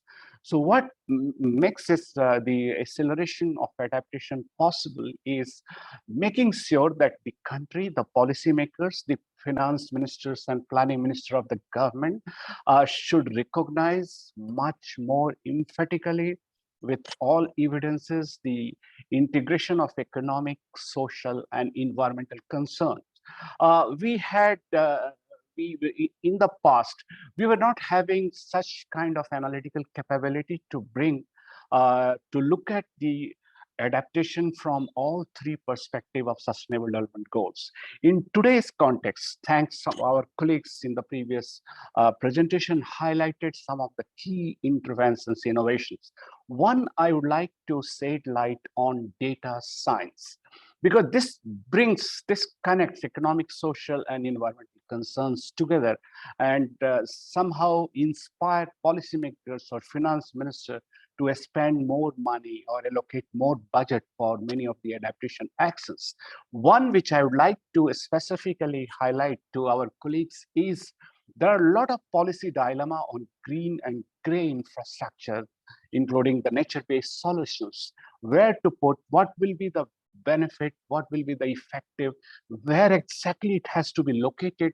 There are many of these scientific uncertainty to build the next generation infrastructure. So this data science, which couples the two-dimensional hydrodynamic models with econometrics model, it highlights, for example, if you build this new generation infrastructure, you can reduce the flood losses globally by 65 billion per year. This is a huge number. This model can be done at a country level, and this can attract the attention of the finance ministers that making next generation infrastructure, spending in next generation infrastructure, there is a substantial benefit in terms of the economic losses due to the floods. My next slide shows at another part of the technology interventions. The same, as I mentioned to you, the gray and green infrastructure. If I translate this to a region where it is very critical, South Asia. You see, in South Asia, with a long coastline of East Coast and West Coast, Bay of Bengal and Arabian Sea, what is most important is you cannot have only nature-based solution or the mangrove and expect economic losses substantially comes down because of the storm surges, floods, or tropical cyclone. It has to be a combination of gray and green infrastructure. But where those combinations works the best, it depends on many factors, the topographic factors, the bathymetric factors, the coastal geomorphological population, all. This is a whole host of the science which has to go to design a next generation infrastructure. So data science, econometrics model bring for the first time to the policymakers what could be economic, social, as well as environmental benefit, and what makes a finance ministers to allocate little more budget on adaptation action, something like gray and green infrastructure. So my next slide is going to tell you this is the last point. What could be the game changer in terms of using technology to accelerate adaptation and resilience as a part of the climate action? It cannot be just one track strategy. Normally, in adaptation and disaster risk resilience, there are 3 track strategies. Strategy 1 is reduce and prevent to the extent possible. I will just quote one example of a climate resilient water infrastructure, because this is one of the key adaptation actions. If you see the budget of adaptation at a country, I think infrastructure comprises around 70 to 60% of the budget. So climate resilient infrastructure needs information on climate scenarios, downscale to the sectoral level, making it possible that it is actionable. It has to be combined with socioeconomic models. So all put together, make the track 1 working with a risk informed. Then track 2 to prepare through climate services data, and track 3 recover and restore, including the forecast-based financing. My last slide, just less than half a minute. The last slide, clicks. The last slide is, we have few publications. I just put it here, especially those who are interested on what makes adaptation acceleration possible and what role technology can play as a part of the adaptation strategy. We have highlighted in case of the ASEAN. So have a look through, and thank you once again very much, Babu and colleagues, for giving ISCAP this opportunity. Thank you once again. Thanks. Thank you very much, Sanjay, for sharing the work that you are doing, but also highlighting a very important aspect, the role of the technology and information, and connecting the 3 aspects of the sustainable development. So thank you very much for that. Dear participants, we are coming to the last presentation of our session number 1, covering the innovation and implementation. So it is my pleasure to invite and welcome Dr. Hak Mao from Cambodia to share the country perspective on how the climate technologies can be leveraged to deliver the country's the nationally determined contribution. Hak Mao, welcome you, and floor is for you to share the experiences and country perspective. And if we can deliver it in 6 to 8 minutes, I will really appreciate that. Over to you, Hak Mao. Thank you very much, Babu, for your facilitation, and good afternoon, distinguished guests, participants. It is our opportunity to be invited for this event, and I'm happy to share the experience in Cambodia for implementing the NDC in the countries. First, I just would like to inform you that Cambodia, as other countries in the world, have faced increasing threat from climate change, with increasing loss of human lives, significant damage to economic developments, natural resources, and environment. And as you may know, that with the combined impact of climate change and COVID-19 pandemics, it has severe consequences to the livelihood of the most vulnerable citizens. And I would like to inform you that over the past 10 years, the government of Cambodia has significantly increased national budget allocation for climate change-related activities. On this, it put more burden on our national budgets for economic development. And based on the recent studies show that because the impact of climate change, it will reduce our average GDP growth around 6.6%, and absolute GDP growth by around 2.5% in 2030 and up to 9.8% by 2050. And seeing this number, the government need to put more efforts in order to address the impact of climate change and promote the economic growth.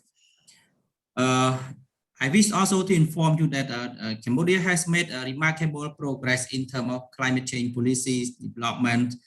Especially, we have mainstreaming climate change into our national development strategies, policies, and also we mainstream climate change into national, subnational development and also budgeting. I think it is another achievement for the country to integrate climate change into subnational budgeting and also development planning. And importantly, the country developed national climate change strategic plan. It is a 10 years strategic plan in order to promote green, low carbon, climate resilient, equitable, sustainable, and knowledge-based societies. And out of the strategic objective under this strategic plan, we want to promote the low carbon planning and technology to support sustainable development in the country. I just want to also to update you that Cambodia submit the NDC updated just late last year in order to show our commitment to reduce emission by 2030. And under this updated NDC, we show that the country is expected to reduce emission by around 42% by 2030. And this updated NDC show our commitment and the need for the next 10 years in order to realize our vision for a low carbon and resilient society. And in order to achieve this objective, we propose around 119 priority projects. And in order to implement this, we need around $7 billion to support this. Among the activity, we see that technology development, transfer, and diffusion as a necessary prerequisite for a meaningful response to climate change, and as well as to promote low carbon social and economic developments. Of course, we need to transform our challenge today to opportunity, and I think the country like Cambodia can find this opportunity to promote the economic development, and at the same time we try to reduce the impact of climate change. And we see that the promotion of transfer environmental sound technologies and resource efficiencies will be very important in order to achieve this goal. I just want to share you that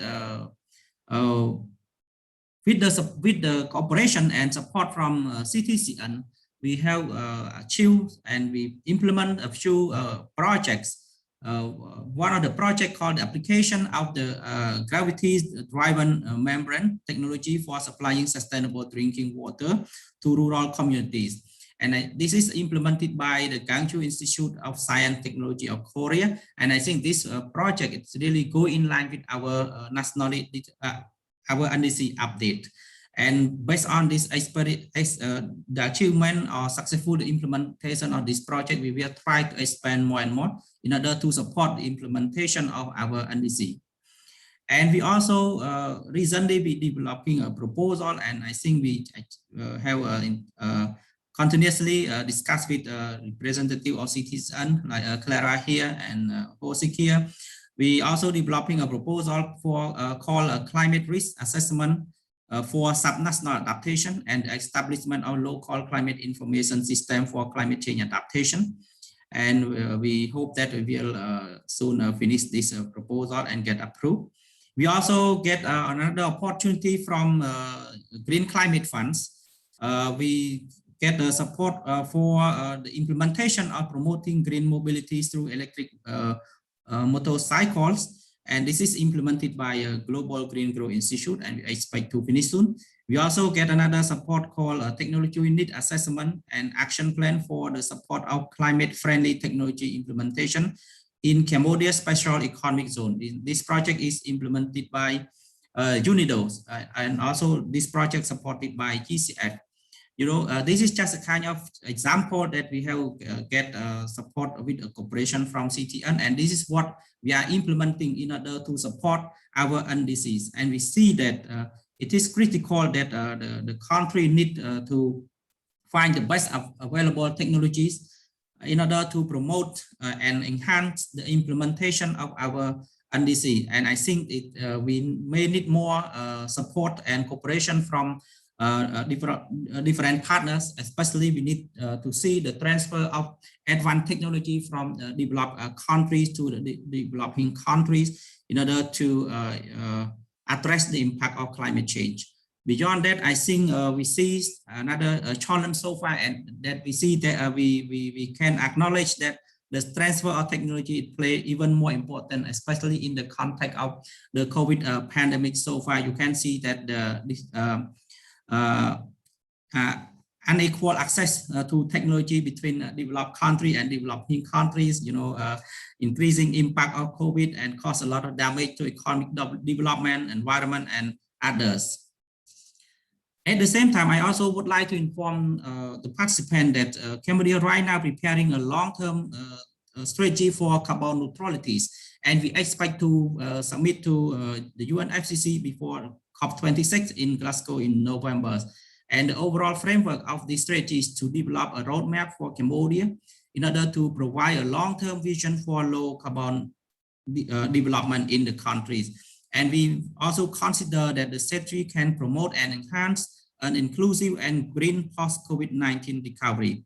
However, I would like to reiterate that, as one of the most vulnerable countries to the impact of climate change, Cambodia adhere to the principle of common but differentiated responsibility and respective capacity. We are very conscious about agencies of climate action, and we concerned that commitment announced to date are not sufficient to meet the objective of Paris Climate Agreement. We want to see more commitment from the developed country, especially. We want them to commit allocating of 100 billion US dollar per year in order to address the impact of climate change. Last but not least, I would like to wish colleagues with this situation, to stay far from COVID impact and stay healthy. Thank you very much. Thank you, my good friend Hotma, for making the detailed presentation and including the submission of the updated NDCs, the long list of the activities and the projects that the country is currently working on, but also astonishing the figure that you have mentioned about the $7 billion that you need to deal with the climate change. And this is a huge the financial resources required for the country. And I'm sure that the government is thinking not only the resources tapping from the international, but I'm sure making the internal budget is also more the climate resilient, integrating climate change into the budgeting system. So thank you very much for sharing that. So with that, dear the participants, the national designated, the entities, we are now moving to our second session, which is creating the condition for changes. Now, as per the agenda, we don't have actually any break, but as a moderator and facilitator of the whole program, I just would like to give all of you 5-minute just comfort break, so that if you need to pick up a glass of water, just let's take the 5 minutes, and I will begin the next session, number 2, creating the condition for changes, maybe in 12:50 my time, which is 3 minutes from now.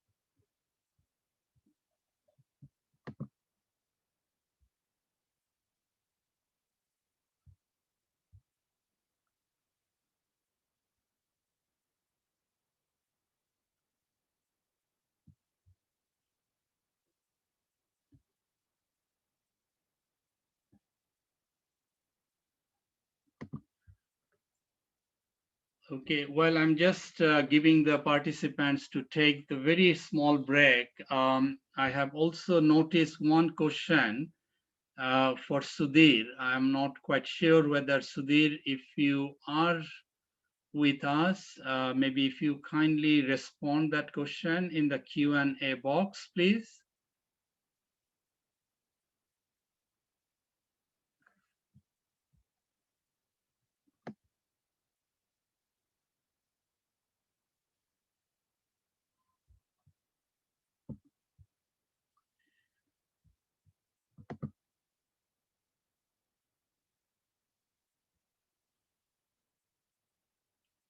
Anne, I'm just, I realize that my colleague Sudhir is not here, but what I'm planning to do is to get in touch with Sudhir, and we will get back to you with a response on your query on the transport and the electricity aspect.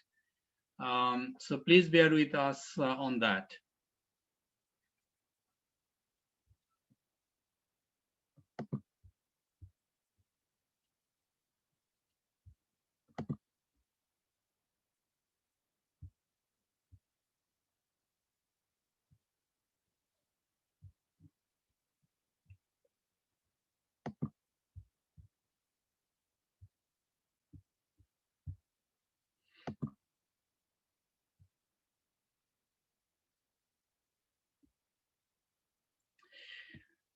Okay, dear participants, thank you very much for taking this very small, very small the window that I have allowed you for a very little time to pick up the glass of water or anything. Now it's my pleasure to resume our session 2 on creating the conditions for changes. In this session, we have number of speakers, and we'll be covering the remaining the thematic area as we have heard in the beginning of our the discussion. So this session will be covering enabling environment, collaboration, and outreach, as well as the support. So I'd like to start our the session on focusing on enabling environment. And it's my pleasure to invite our good partners from the Pacific, not only for the Ctcn, but also for UNEP, Mr. Kosi Lato. He is heading the Secretariat of the Pacific Regional Environment Program to speak and highlight the importance of fostering an enabling environment that provide the basis for scaled up the transfer of the environmentally sound technologies. And we have heard this word environmentally sound technologies also from earlier speaker, Dr. Hockmau.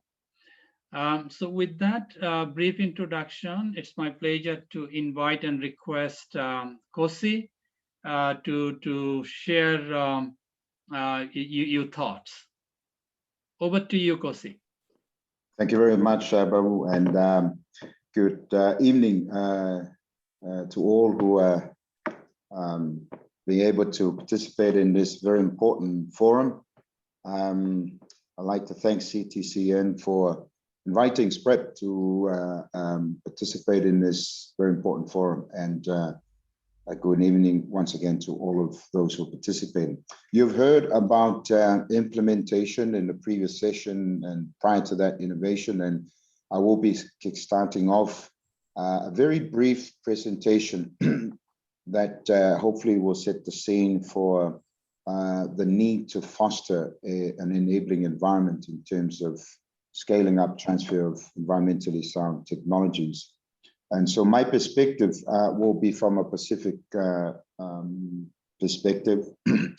And I want to start off, if we could move to the next slide, I'd like to start off by just providing a bit of context to my presentation. Many of you have seen this map before, but I think it's always good to remind ourselves. So when we're talking about the Asia Pacific, sometimes the Pacific is perhaps not so prominent, but when you look at this this map, it gives you a slightly different view of what the Pacific region is. It is quite a massive area if you look at the totality of both ocean and land, and it's an area that's it's about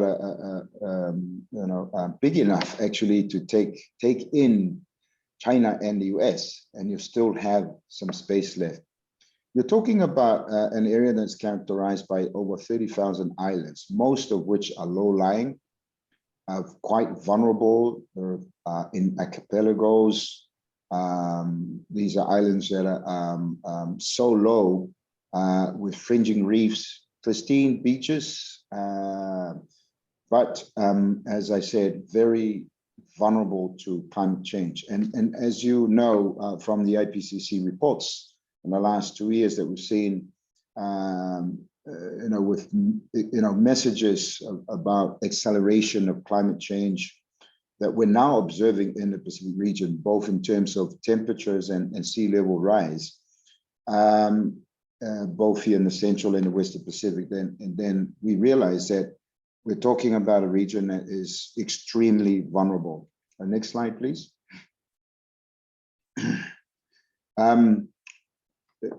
We talk about vulnerable islands, and 4 out of the 6 most vulnerable atolls or islands in the world are found in the Pacific. And I'd already mentioned that with recent reports that we've seen from the IPCC, and of course, what we've seen already in terms of sea level rise, for us, it's an existential issue. It's not just, you cannot look at it simply from an adaptation or just a mitigation perspective. It needs to go beyond that. We are, of course, a very disadvantaged region because of our distance from markets, the fact that we're very isolated from most regions. And in recent times, like the rest of the world, the enormity of these challenges, which are inherent in our vulnerabilities, have been highlighted by COVID-19. And that's something that is adding another dimension to the challenges of Pacific Island countries. The climate change crisis, of course, is not going to disappear because of COVID-19, although we've seen, at the beginning of COVID-19, perhaps a focus on COVID-19 for understandable reasons. But what we have seen is a compounding of, I guess, the risks that are very pertinent to small island states and the Pacific. I'd like to move on to the next slide, and I want to start off by saying that the Ctcn is very much a very important mechanism for the Pacific in advancing on-ground implementation, whether it be adaptation or mitigation. And we've seen this in terms of actions that have been taken by Pacific Island countries in terms of their NDCs, in terms of their adaptation plans, and of course, energy roadmaps. I really want to emphasize this assistance from Ctcn to Pacific Island countries because, we sometimes tend to focus on implementation and innovation. That's very, very important. But the starting point is always, it has to be the creation of an enabling environment. Otherwise, the other things that we're talking about, and we've heard about earlier on, and very, very important, will be very difficult to build on. And the support that we have received as a region from the Ctcn to Pacific Island countries have been demonstrated very clearly in terms of the support to the technology needs assessment of various Pacific Island countries and also their technology action plans. And these are very, very important for us. So to date, I just wanted to mention, by example, a couple of Pacific Island countries who have done this. So Fiji, Nauru, and Vanuatu, for example, have all completed their technology needs assessment, their TNAs. And and for both mitigation and adaptation. And they're in the process of actually completing their barrier analysis and framework development. For the period 2020 to 2023, we have an additional 6 Pacific Island countries, Kiribati, Niue, Papua New Guinea, Solomon Islands, Tonga and Tuvalu, that are being supported in undertaking their TNAs and also to develop their TAP. So there's that group of islands who are already receiving assistance in terms of their TNAs and TAPs, but also there's another category that are now aligning themselves to receive that support. And really, we want to acknowledge the fact that it's not possible for us in the region to do this job without partnerships. And so, of course, Ctcn is a very important partner in terms of that work, but also some of the other regional partners that we have working closely with us, and wanted to acknowledge the University of the South Pacific, or USP. Next slide, please. So I guess the question: what is in place in Pacific Island countries that could contribute to scaling up of technology transfer? So we need to look at what we have already, and what we have is that we have established governance and institutional arrangements for climate change, for both adaptation and mitigation, and that's very important for us, small island countries. That is so important. We have, of course, climate change policies and strategies that have been developed, and national climate change focal points and ministries which are operational. Some of our Pacific Island countries have recently completed updating their climate change policies, such as Samoa, Tuvalu, and Nauru, while others are in the process of reviewing and updating their policies. For example, the Solomon Islands, and drafting climate change legislation, such as the Cook Islands. Pacific Island countries are in the process of developing their 3rd national communications, and enhanced NDCs, Joint National Action Plans, or JNAPs, and low carbon development strategies, are in essence providing the foundation for identification of technology and capacity building needs for Pacific Island countries to implement their adaptation and mitigation strategies. I wanted to just mention that there are several pilot projects that have been executed in the Pacific, mainly in the sector of renewable energy. And there are some really important learning and best practices from these experiences that have been used in informing projects to scale up nationwide implementation of successfully proven technology. So some really useful best practices that are being applied on the ground. Pacific Island countries also have environmental and social safeguards in terms of legislation, systems and processes in place, which is, it's an important process for us because it enables us to screen, of course, any proposed new, technology, and these processes and laws are used to assess, of course, the environmental and social cultural viability of all of these technologies. So all of these are in place in the Pacific. Some countries are obviously a bit ahead of others. Some are already receiving help in this context, but others are lining up. Okay, my last slide. I did say I was going to be short.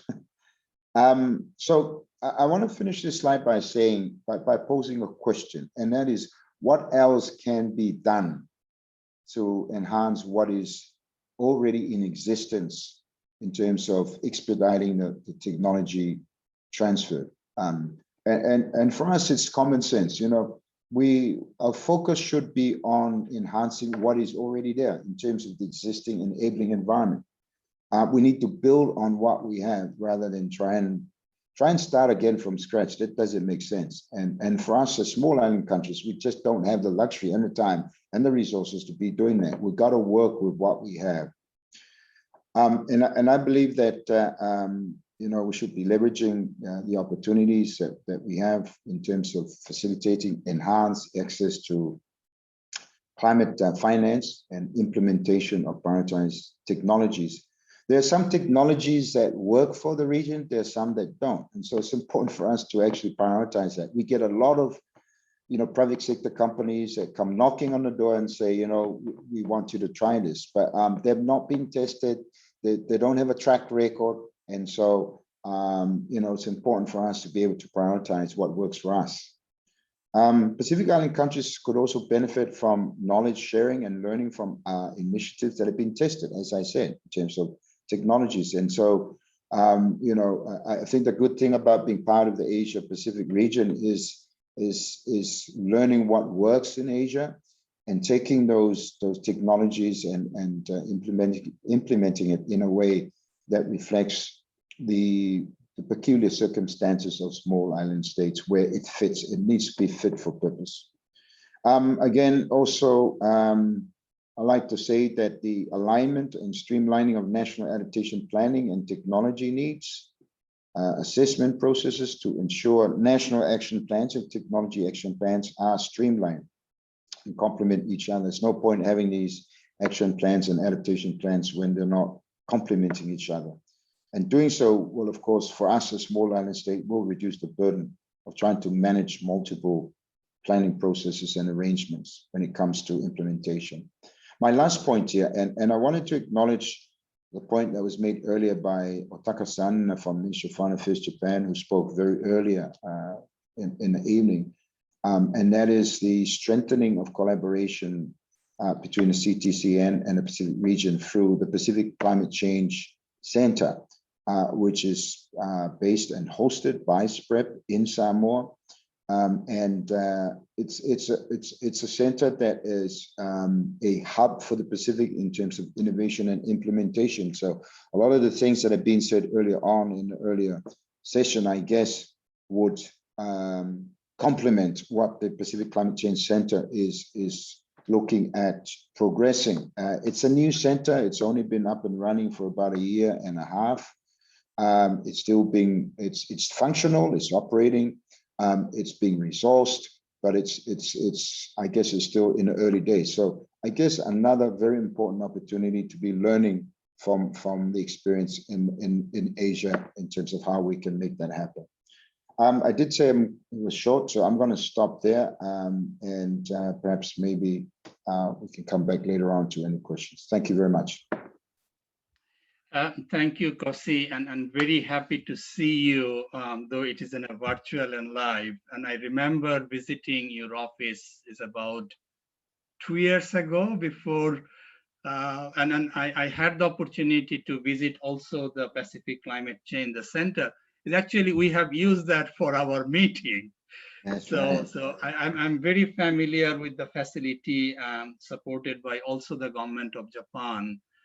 Including some of the colleagues I have seen there working. So, but thank you very much for highlighting that it is important for the Pacific building on what is already in place rather than creating something new for the Pacific.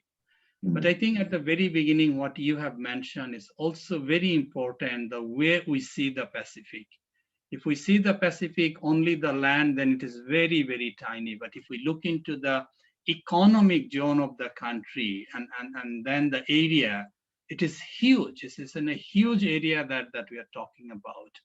So I think that the perspective, the way we are looking the Pacific, which you have rightly highlighted, is very important. And the knowledge sharing, the experience sharing is also important. But thank you very much, Kosi. I know it is late in the evening for you, but thank you very much for joining from the beginning and staying with us. And if there are any questions or the queries, obviously, we'll get back to you and ask for your additional inputs in the session. So the dear participants, now it is my time to move to the second area, which is the collaboration and outreach. And Kosi has already mentioned at the very end of his talk in terms of the collaboration and partnership. But the collaboration and partnership, obviously, the different types to address the different things. Now, I would like to invite our colleague, from Ctcn, Karina, to actually talk about the Youth Climate Innovation Lab and the Ctcn experience organizing the Youth Climate Innovation Lab, and what we have learned from there, and speaking about this program on the climate innovation. So Karina is actually manager for the knowledge communication and gender youth issues of the Ctcn. So with that very brief, Karina, over to you. Thank you, Babu, and greetings from the Ctcn Secretariat to all of you who are joining us today. So I'll jump right in, and as Babu was saying, we're going to be covering the section of the technology framework that deals with collaboration and outreach. And I just wanted to share with you a bit of the text starting out on that piece of work, and to highlight that really the aim is to enhance the interaction between those who are involved in the development and transfer of climate technologies, and to share knowledge and mobilize support. And so the way that gets done is really to work in an open and inclusive manner, including a gender responsive manner, and that it should take place at different stages of the technology cycle. And I'll say that last sentence about collaboration throughout the technology cycle is worth noting, because this particular part of the technology framework really applies to all of the others, so that there's a lot of synergies with the other themes of the technology framework. And today I'd like to share with you two examples of the way that we are collaborating with various stakeholder groups. And these have a lot of synergies or overlap with our work on innovation as well. So first, I want to talk a little bit about youth. As you can see here, there are 1.8 billion young people living in the world today, and 71 million of them are considered unemployed. So when we look at technology, it really offers a great opportunity to leap forward, but it also requires a lot of skills transformation and learning to build a workforce that can handle and operate these new technologies. In a lot of the work that we've done with young people, we hear that they're really quite prepared for these technological advances. And one of the things that they say is most important for them is to have a strong startup ecosystem in their communities. And importantly, young people stand to be the most affected by climate change. And so we see really that technologies related to climate change can address these two major challenges of our time: how to limit climate change and how to foster development and decent work opportunities for young people. So last year, building on these facts, we decided to pilot a new program called the Youth Climate Innovation Labs. And the goal for this was really to try to foster more endogenous technology innovation for climate change action. And to do this, we wanted to pair young innovators with local small and medium-sized enterprises in various regions, and then utilize mentors from the region and from other countries as well to teach about design thinking tools, innovation tools, and to really work together to co-create new solutions. And so the first country that we actually piloted this lab in was in the Asia Pacific region last year. It was intended originally to be an in-person event, but because of COVID, we moved it online. But we had about 240 applications, and 117 participants were selected from 23 countries. So these participants were then grouped into 18 different teams, and they selected four themes of climate change to work on. And in the end, 11 groups from both Asia region and Africa region were selected after they pitched their ideas to a panel of international experts into our Youth Innovation Academy, which was actually a multi-week academy where they really got to sort of incubate their ideas and learn more about financing and the steps that it'll take to sort of move these ideas into further developed solutions. And I'll share with you a little bit about some of these. So for example, we had a number of different solutions, as you can see from the Asia Pacific region, but these are very varied. So you can see, for example, the first project, the last mile, dealt with providing a portable hybrid powered storage container, so that also used solar energy, that could create refrigerated storage places for COVID vaccines that could be driven out then into far more rural areas. We also had a project, for example, that installed decentralized waste to compost units in housing areas, so they wouldn't need to rely on landfills. And also, for example, sustainable and climate responsive refugee shelters that utilized also solar energy and other types of technology to create both comfortable but very sustainable refugee shelters, even if they're located in very isolated areas.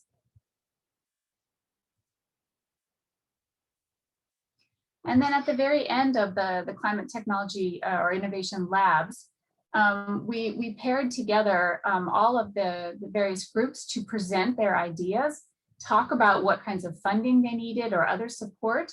And we invited investors from the region and also outside the region and other types of partners that could work together to further develop their plans. And we've really been seeing a lot of movement among these various groups. Some of them have already started to receive funding. Others are performing pilots in various countries, and we will be following up with them and keeping track. We also gave them the opportunity to request technical assistance from the Ctcn if they needed sort of further assistance on the technology side. And I wanted to move over also to gender. We work quite a lot with the UNFCCC Women and Gender constituency, but also with a number of organizations around the world. And you know, what we have found is that in technical assistance projects or generally in other types of projects, the more that you can involve stakeholders and have different perspectives involved in the planning, design, implementation of a project, actually the more successful the outcomes tend to be and the more sustainable. And so in this regard, we really aim to try to identify projects, climate change projects, where there is already a good amount of gender consideration, and to help these projects to upscale or replicate. And so we've worked with the Women and Gender constituency to host the Gender Just Climate Solution Awards. And we hold this on a yearly basis, and the winners are usually announced at the COP each year. The winners receive a small grant, and they also get capacity building, very intense capacity building, and individual monitoring to try to upscale their solutions. So we work on anything from teaching them about advocacy work, technology work, how to finance their initiatives. And also the women become part of a global network of previous winners, and they really share a lot of information and ideas between one another. We found last year, as we were not able to attend the COP, we did a review of all of our past work in this area. We found that 70% of the participants of this program were able to access funding to upscale or replicate their solutions. And among the many winners that we've actually had from the Asia Pacific region, I wanted to share with you two examples today. One comes from Laos, and this was the Gender Development Association, which really worked to bridge women's traditional harvesting practices with sustainable livelihood initiatives in some of the more marginalized ethnic groups in Laos's northern region.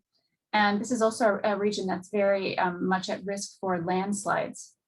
And so a lot of the work focused on utilizing ancestral knowledge on foraging of non-timber forest products to preserve the biodiversity and also to improve the food security in the region.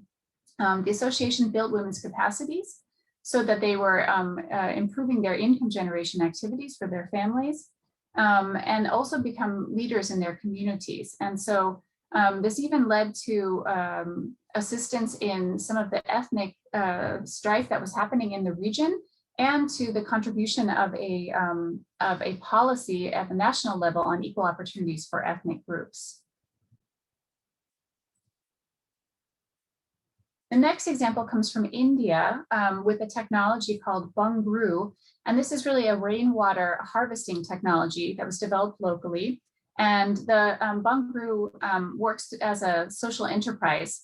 And so they really have been able to, in the areas where they've worked, bring back 2 harvests per year on farmland that was previously really depleted by salinity and droughts. And one of the things that's quite innovative about this technology is that the co-ownership model that's utilized is based on women's self-help groups and has ensured food security for over 50,000 women farmers in 7 provinces and prevented a lot of rural to urban labor migration. The women who are trained are called trained women climate leaders, and they promote the technology as paid experts in various regions. And this technology itself has really become in demand, and Bungru has already been sharing their knowledge on this technology in countries such as Vietnam, Bangladesh, and Ghana. And I know that there's several other countries that are now asking for their assistance.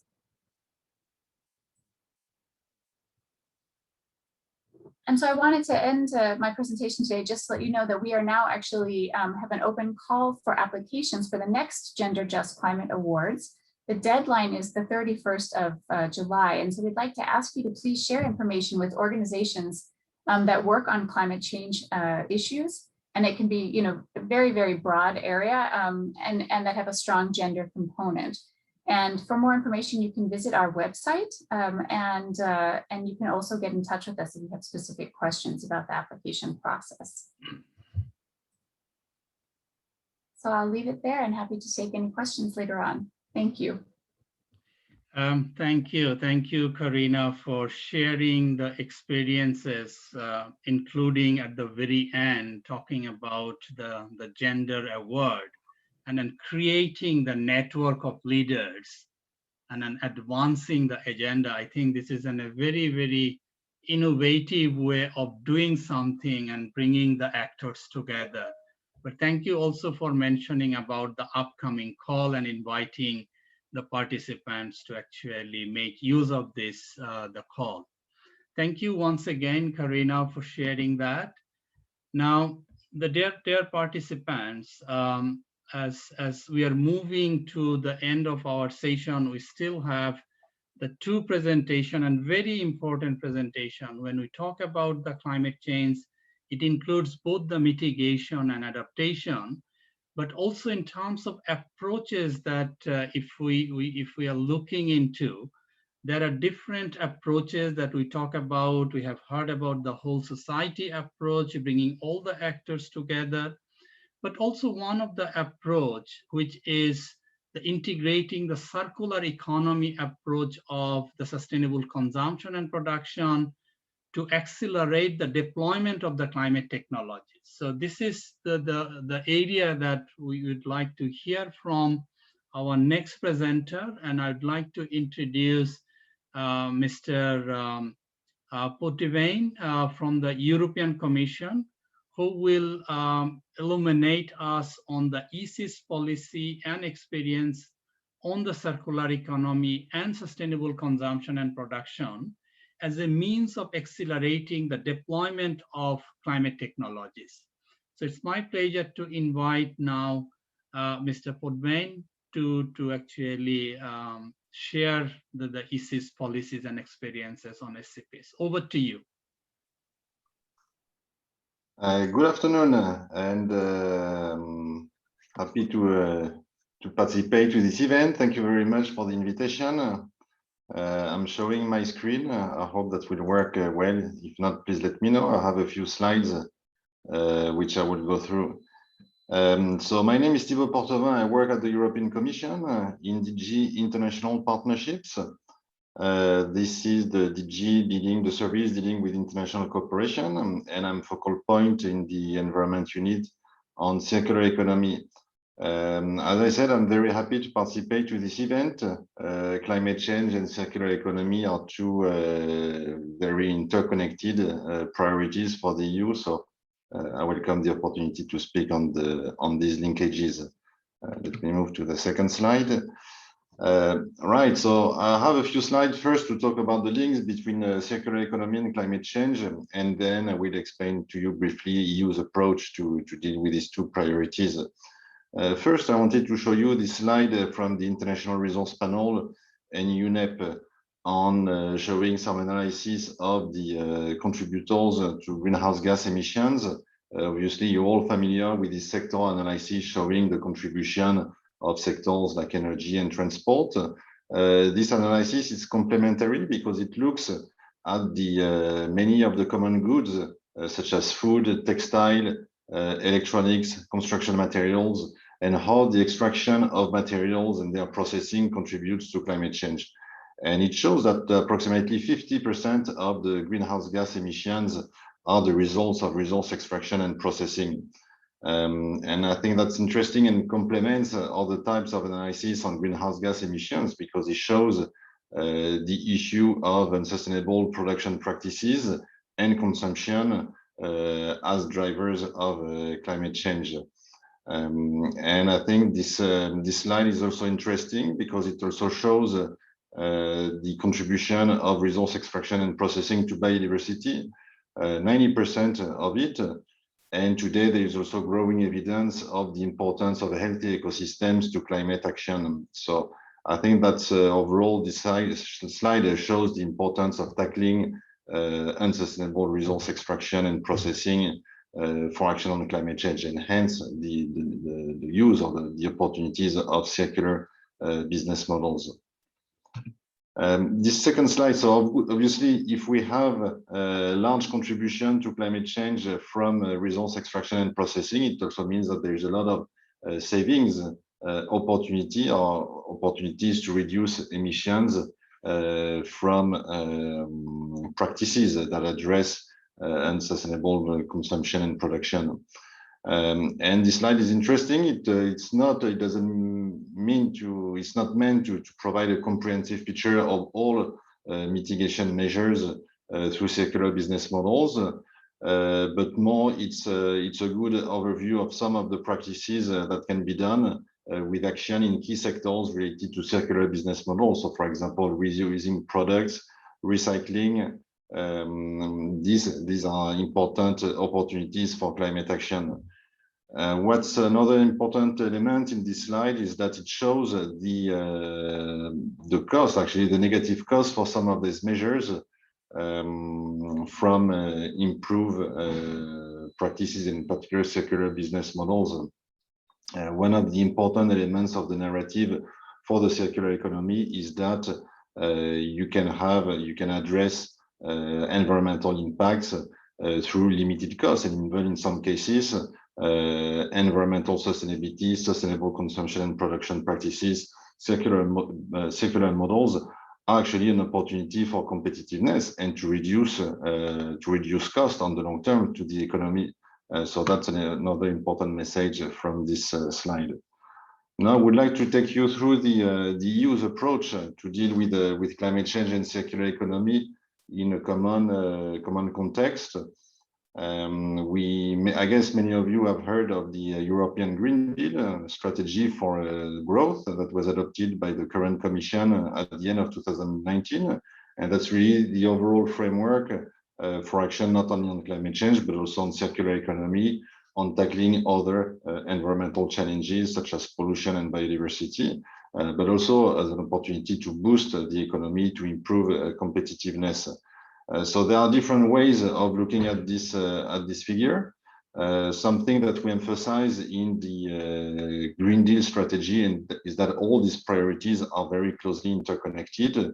One way to see it is that circular economy, the same way as clean energy, for instance, resource efficient buildings, or improved mobility solutions, all these contribute to tackle the triple environmental crisis: climate change, biodiversity, and pollution. So we see very much the circular economy as an enabler, a tool, a policy area that contributes to tackle climate change, emissions, and other environmental impacts. Let me zoom in a bit further on the Circular Economy Action Plan.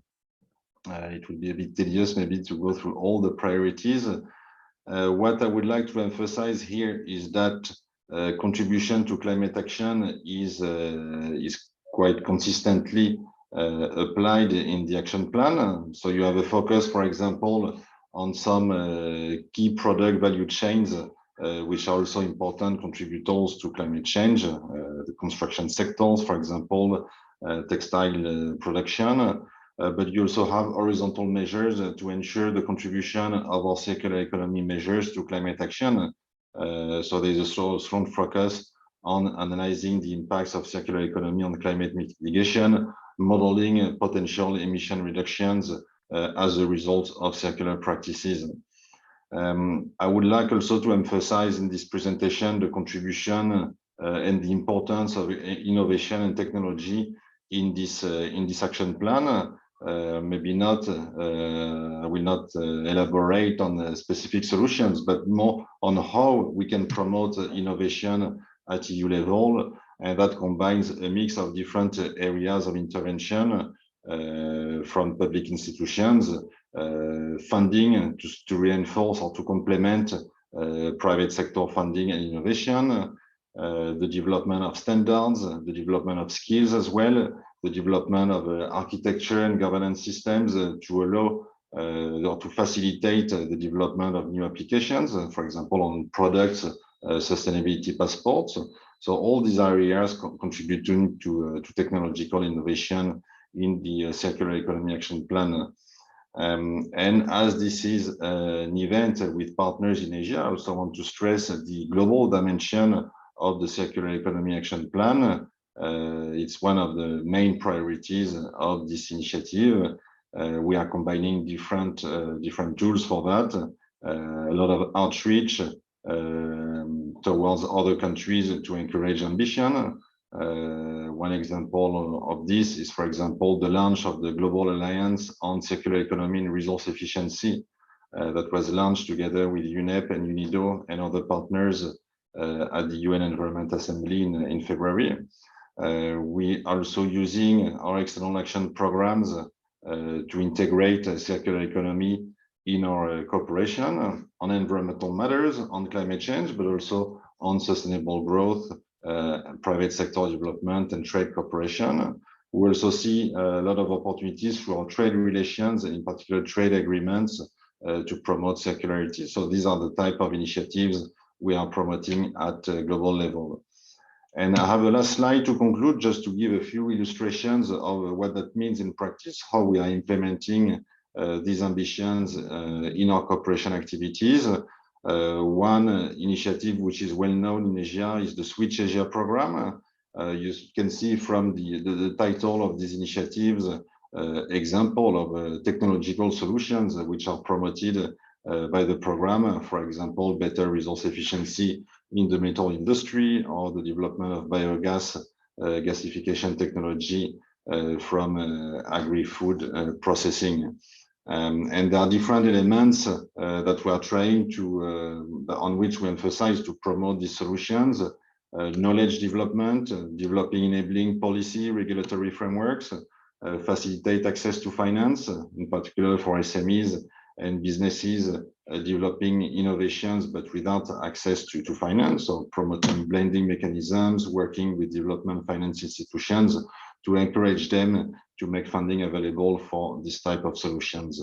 And of course, a lot of engagement with the private sector. That's also something we see as a priority for action on circular economy and to green value chains which are resource intensive. So that's the end of my presentation, and I remain available, of course, for questions if time allows after this session. Thank you.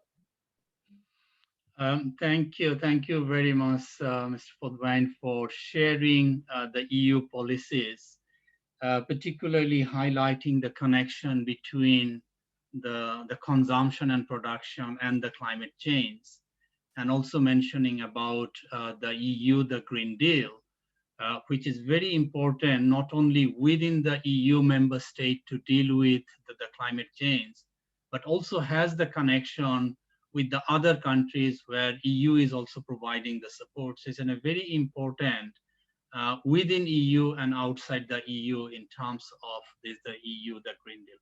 But thank you very much for highlighting that aspect. And then thank you very much for informing your availability. If we have received any question, obviously we'll get back to you. Now, it is my pleasure to actually invite our colleagues from the Green Climate Fund. And then when we talk about the climate change, both in the context of adaptation, mitigation, or technologies, finance is very, very important aspect in terms of delivering it.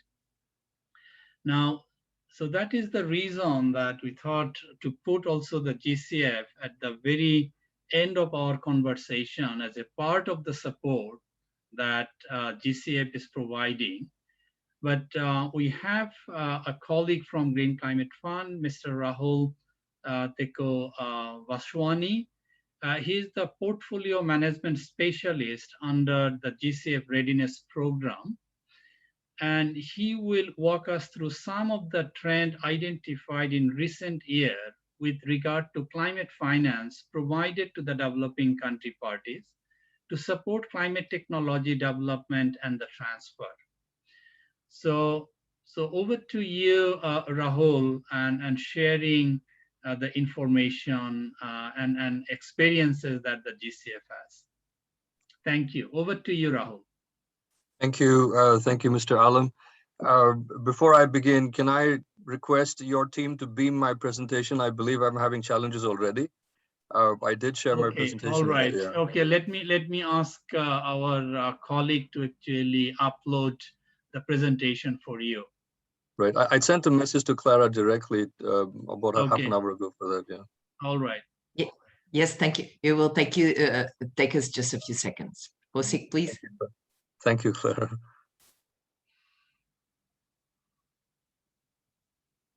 Perfect. Okay, so I can see my presentation. Thanks very much. Also, so while I present, I would kindly request that I'm going to put off my video so that we can all focus not on me, but on the presentation, and we can zip through it. I have a slightly bigger presentation than most other people. There are 10 slides, but I realize we have only 10 minutes. May I also ask, am I actually really the last speaker, or is there someone else after me as well? You're the last speaker, then we'll move to the closing, and maybe we need to also give a bit of a time for any question and answer. Yeah. Right. Perfect. Right. Thank you very much. So firstly, allow me to please thank Ctcn for inviting GCF to present in this program. And I'd like to thank Chairperson Moa, of course, Moderator Alam, yourself, and the distinguished panelists. Thank you very much for sharing your insights.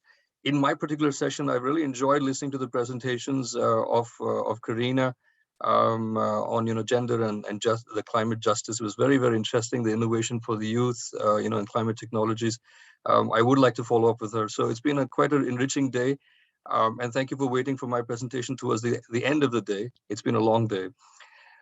In my presentation, I'm going to give you first a brief introduction in the first 4 or 5 slides on what GCF is. For people here who may not be aware, such as the participants, not so much the panelists, I'm pretty sure the panelists are quite aware. And then after the 4 or 5 slides, I will delve into what I do, which is manage the readiness program, and how, and I'll explain to you how the readiness program supports, I would say in some ways, enabling climate technology transfer. So the readiness program doesn't in itself facilitate climate technology transfer in developing countries, but we prepare the countries. We support the capacity building for the enabling framework, just like Mr. Kosilato said, the importance of preparing countries in terms of enabling framework. So I'm just going to begin my slide here. Next slide, please. So the GCF, for those who don't know, is the operating entity of the financial mechanism of the UNFCCC. The Ctcn is the operating entity, as we know, of the technical mechanism. So in many ways, GCF is a core partner of Ctcn. And since it was approved in 2010, GCF has now, I would say, become perhaps the most well-known dedicated climate fund globally. The total commitment of our funds as of just maybe 2-3 days ago, was 9.8 billion, of which we have already committed 8.4 billion in approved projects. These are funded, very large funded activity projects, and we cover about 121 developing countries with 177 approved projects. So in some countries, we may have more than one project. But we also focus on what I consider the capacity building activities, which is the readiness program, and that's what I will focus on after the 4th slide. For the readiness, we have a smaller portfolio, but many more grants. We have 482 grants, but a smaller portfolio of about $500 million. Next slide, please.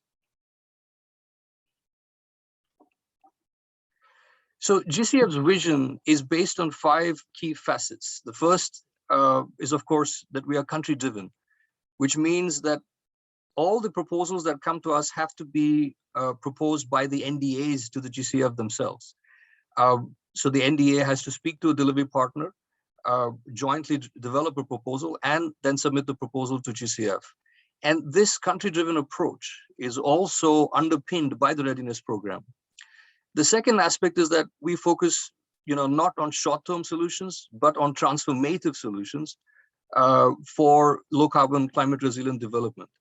So this is, to meet the Paris Agreement goals and the SDGs. The third is that we are a partnership organization. That means we work with over 200 accredited entities. These are entities which are accredited by the GCF, and also non-accredited delivery partners.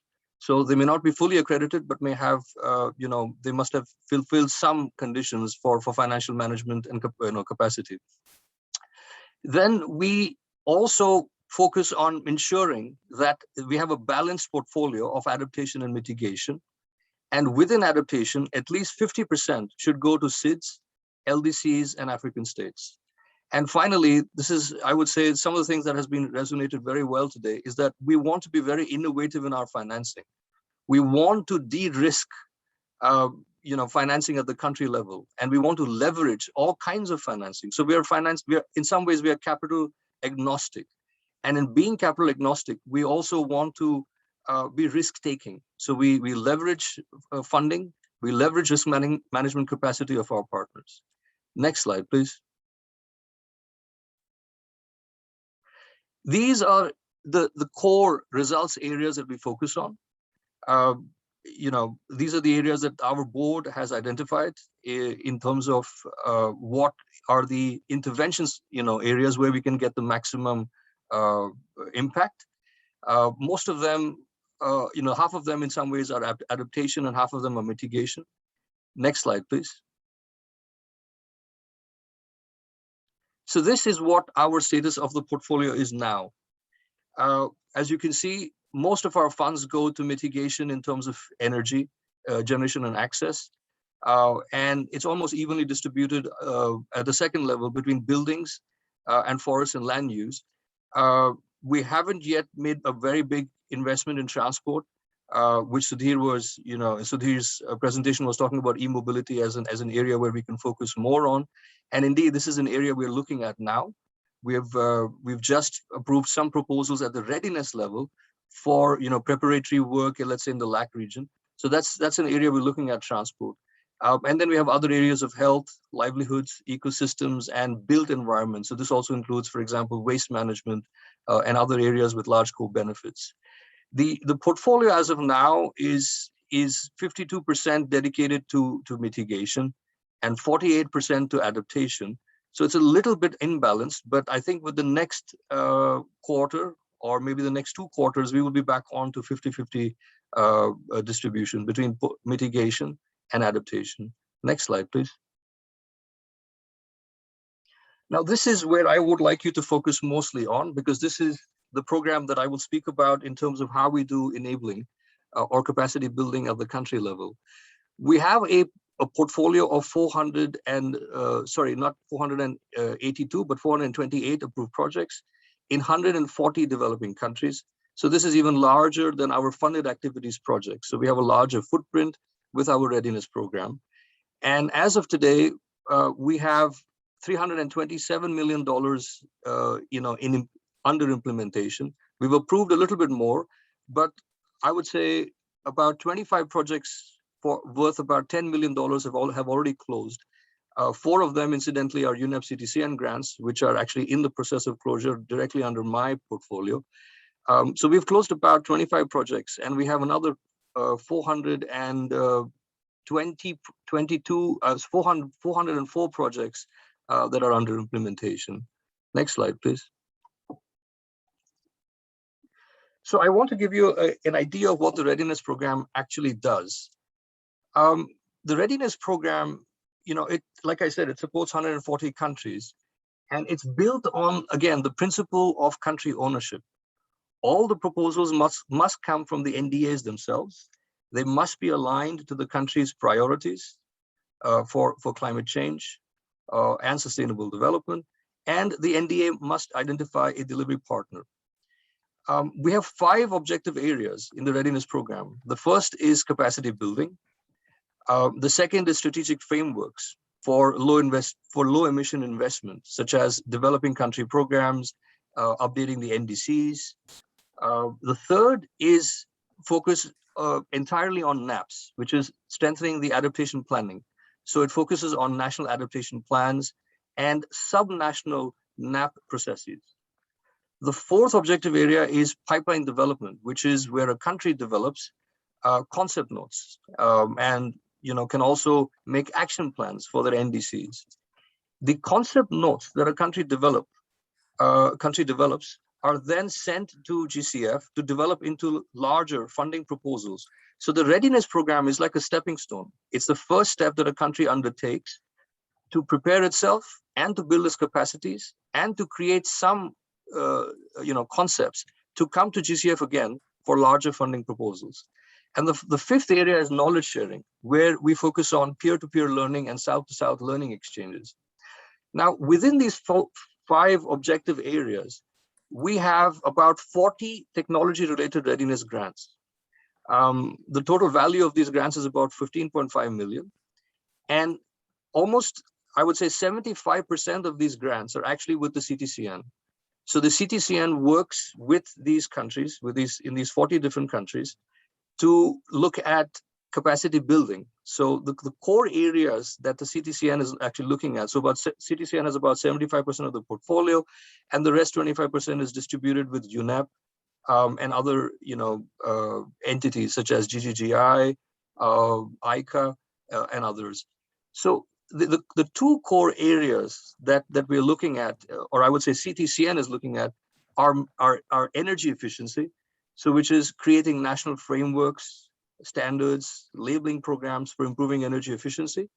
And the second area is conducting technology needs assessments, which is a core facet, or I would say a core area of Ctcn's work, as you know, under the Poznan program.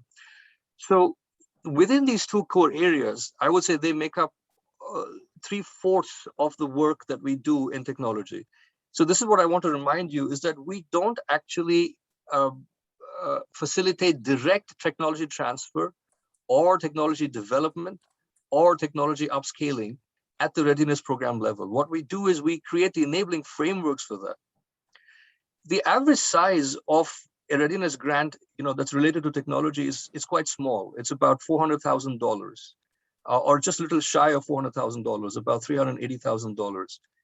Yet at this time, we're now seeing there's a slight impetus. We're seeing a slight interest from countries, including developing, delivery partners, who want to do multi-country proposals, such as a e-mobility grant, for example, in more than 10 countries in the LAC region, which I was talking about.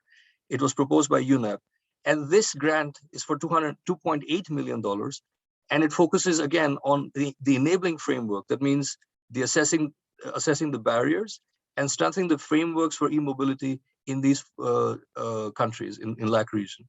Next slide, please.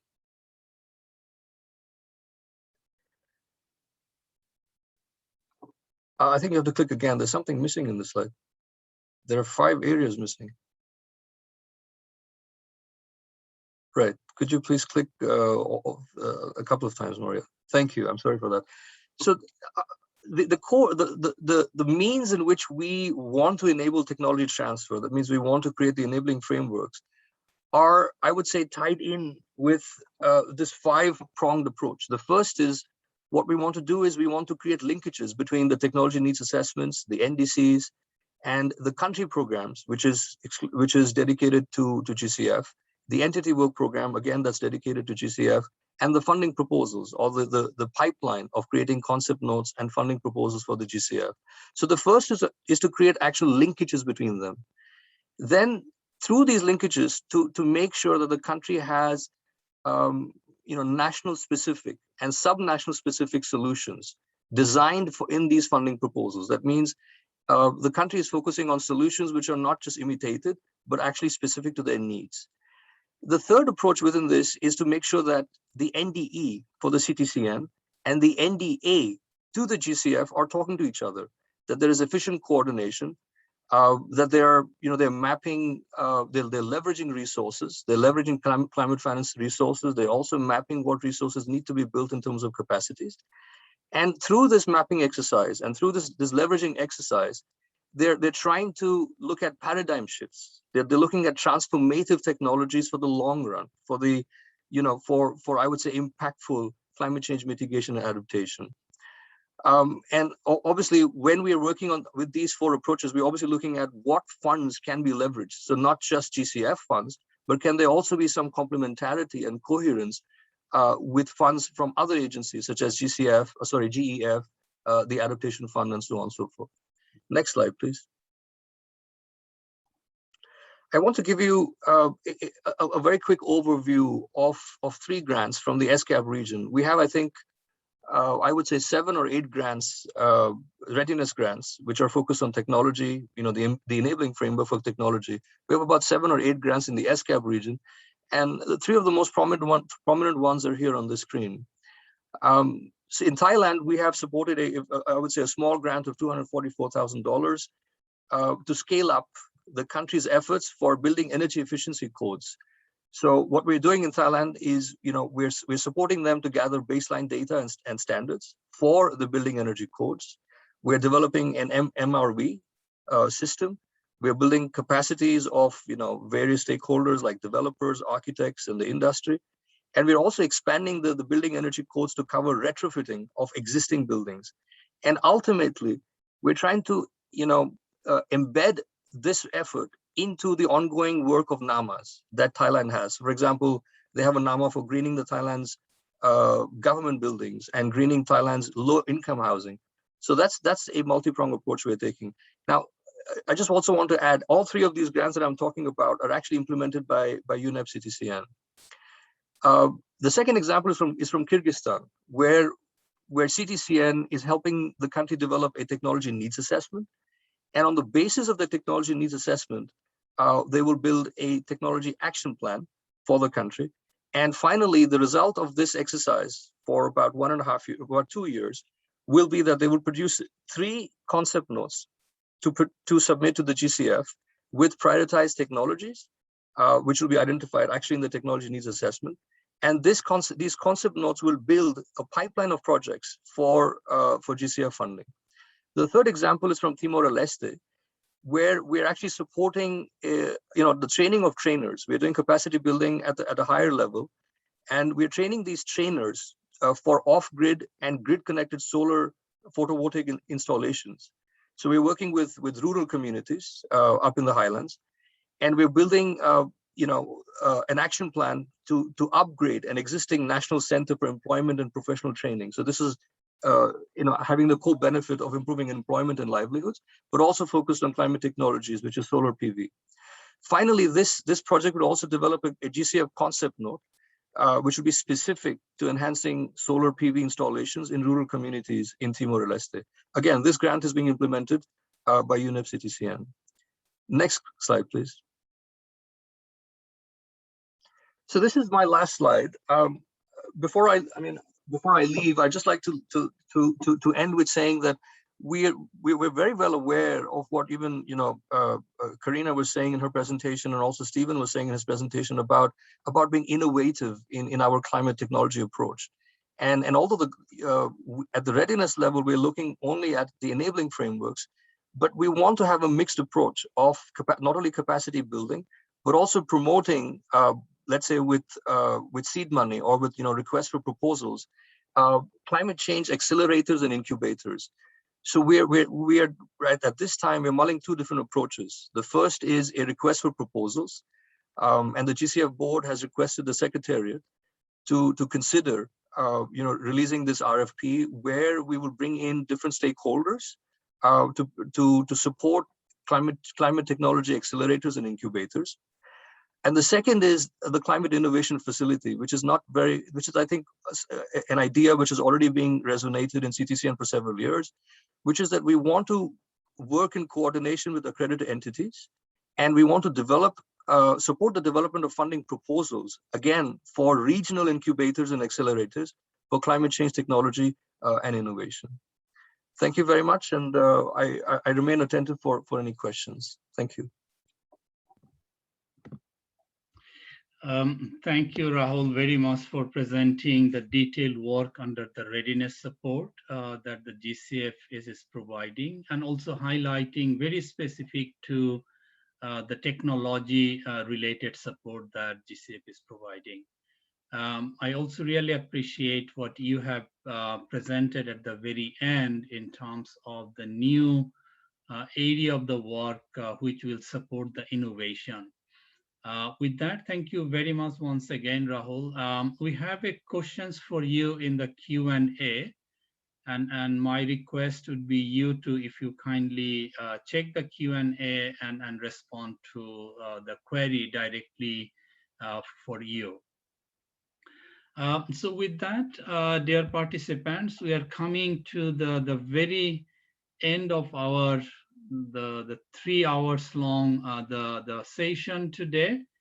So we are moving to the last session on our program, which is primarily the closing, and I'm very pleased to inform you that we have Rose, who is the Ctcn, the director, and she will be making the closing remarks. Before I hand over to Rose, I also would like to request the panel members, please check the Q&A. I know that many of you are already responded. There are one general comments.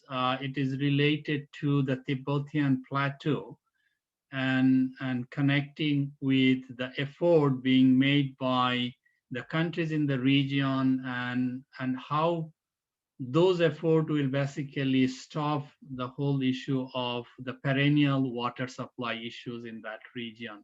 Isn't a general comments, but please feel free to respond to the general comments.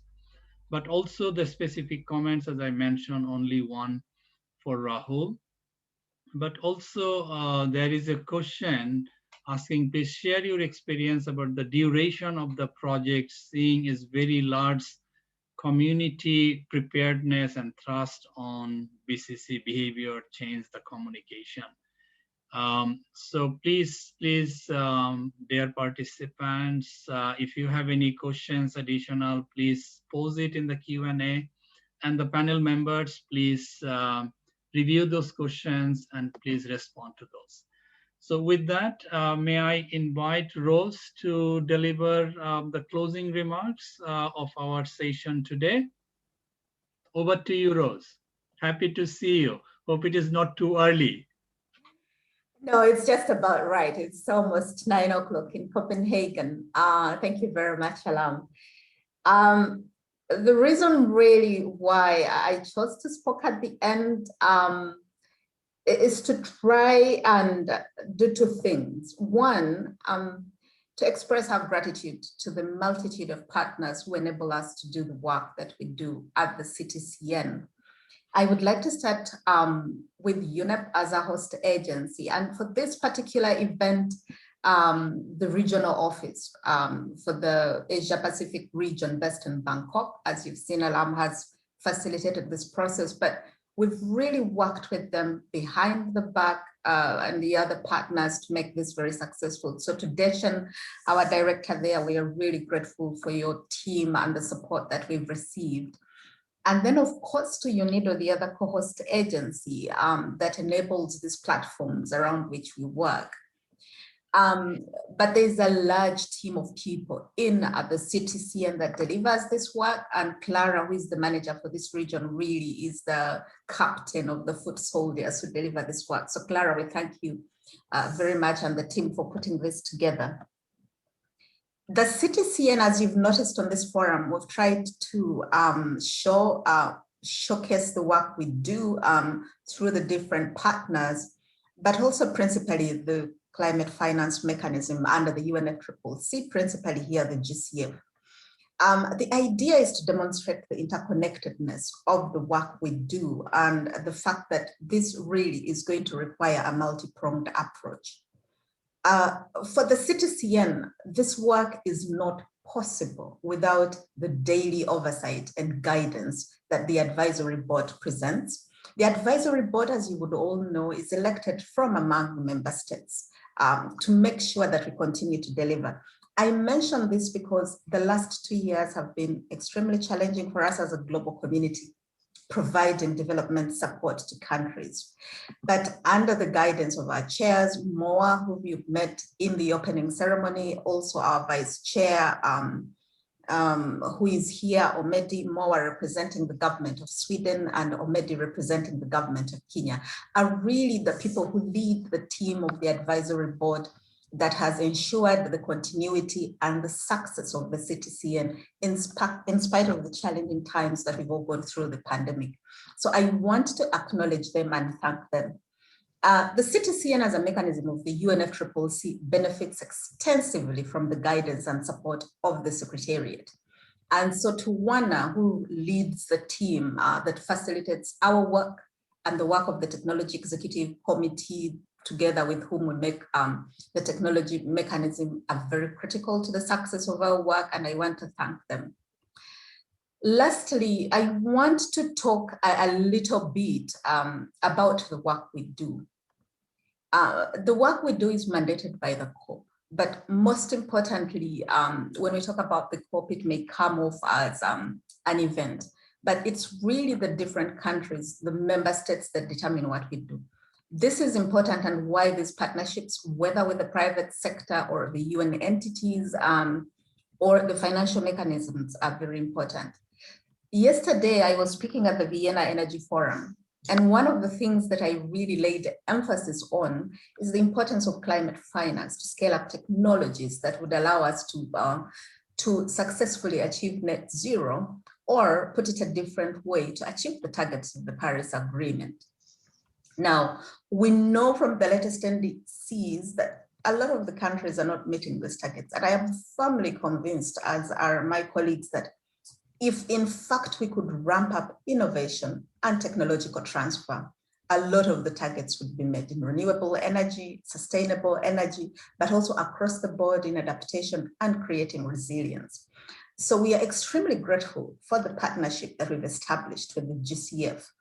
And as our colleague has demonstrated this year and going forward, we are really working together with them, and we hope at some point we'll be able to share with you the maturation of the conversation we are having on this innovation facility for adaptation for technological transfer with the GCF, and also to be able to work with the direct access entities. We believe that is what will unlock the finance in the GCF for technological transfer that would really transform the work we do on climate action.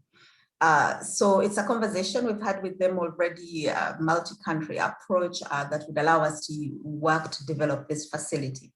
So we want to thank you very much. Now, this work is also only possible because of the national designated entity, because of the demand-driven nature of our work. We cannot deliver this work without their support. So in the next day, we are going to be working with our with our national designated entities to take really a deep dive into the work we do in the region, but also globally. What can we do better? How can we leverage what we've already done? And then seek guidance directly from the member states.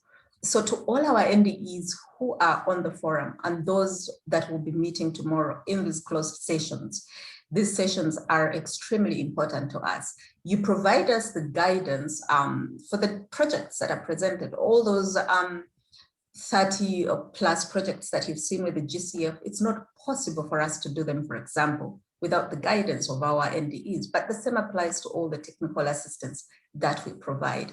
And so we are really, really looking forward to this exchange with you and to receive further guidance for this year, but also for the years going forward. We do this every year during the climate weeks. We have learned a lot in the period that we've existed at the Ctcn in terms of trends and in terms of where we should be going. And we want to make a commitment that as a team in the Secretariat, now decentralized to bring us closer to the regions we serve, we can only see greater results, greater impact, but also greater engagement. And this is important, the issue of decentralization that has been enabled by our host agencies. For the Asia Pacific region, for us to be able to reach out to the countries in the region through UNEP that provides the platform is very critical to the success of the work we do. It's been a long 3 hours, but again, as I said, my job was not really to repeat what everything has said, but as everything that everybody has said, but as the director, I wanted to thank you very much for your time, for your presence, and for the wonderful conversations we've had here. Lastly, we are a partnership-based institution. That is why the last part of our name is network. Networking, partnerships, and engagement are very critical to the work we do. So to all our partners who have presented today and the several others that we intend to work with together, thank you very much for taking the time and for joining us. I thank you very much. I'll let my hand back over to you. Thank you, Rose, for making the closing remarks. This ends our the session today.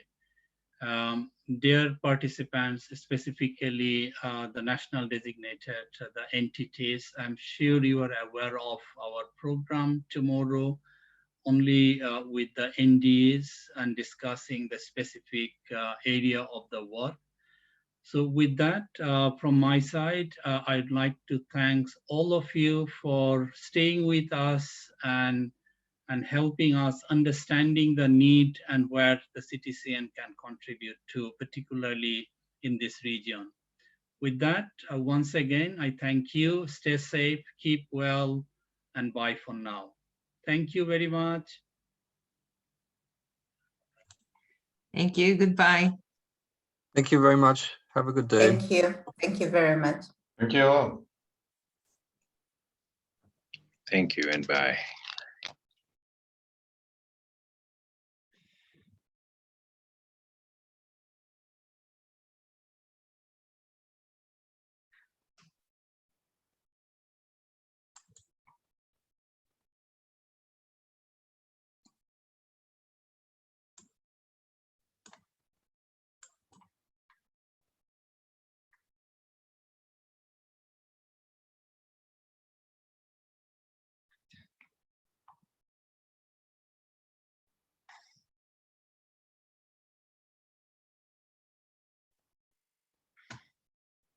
Okay, bye everyone.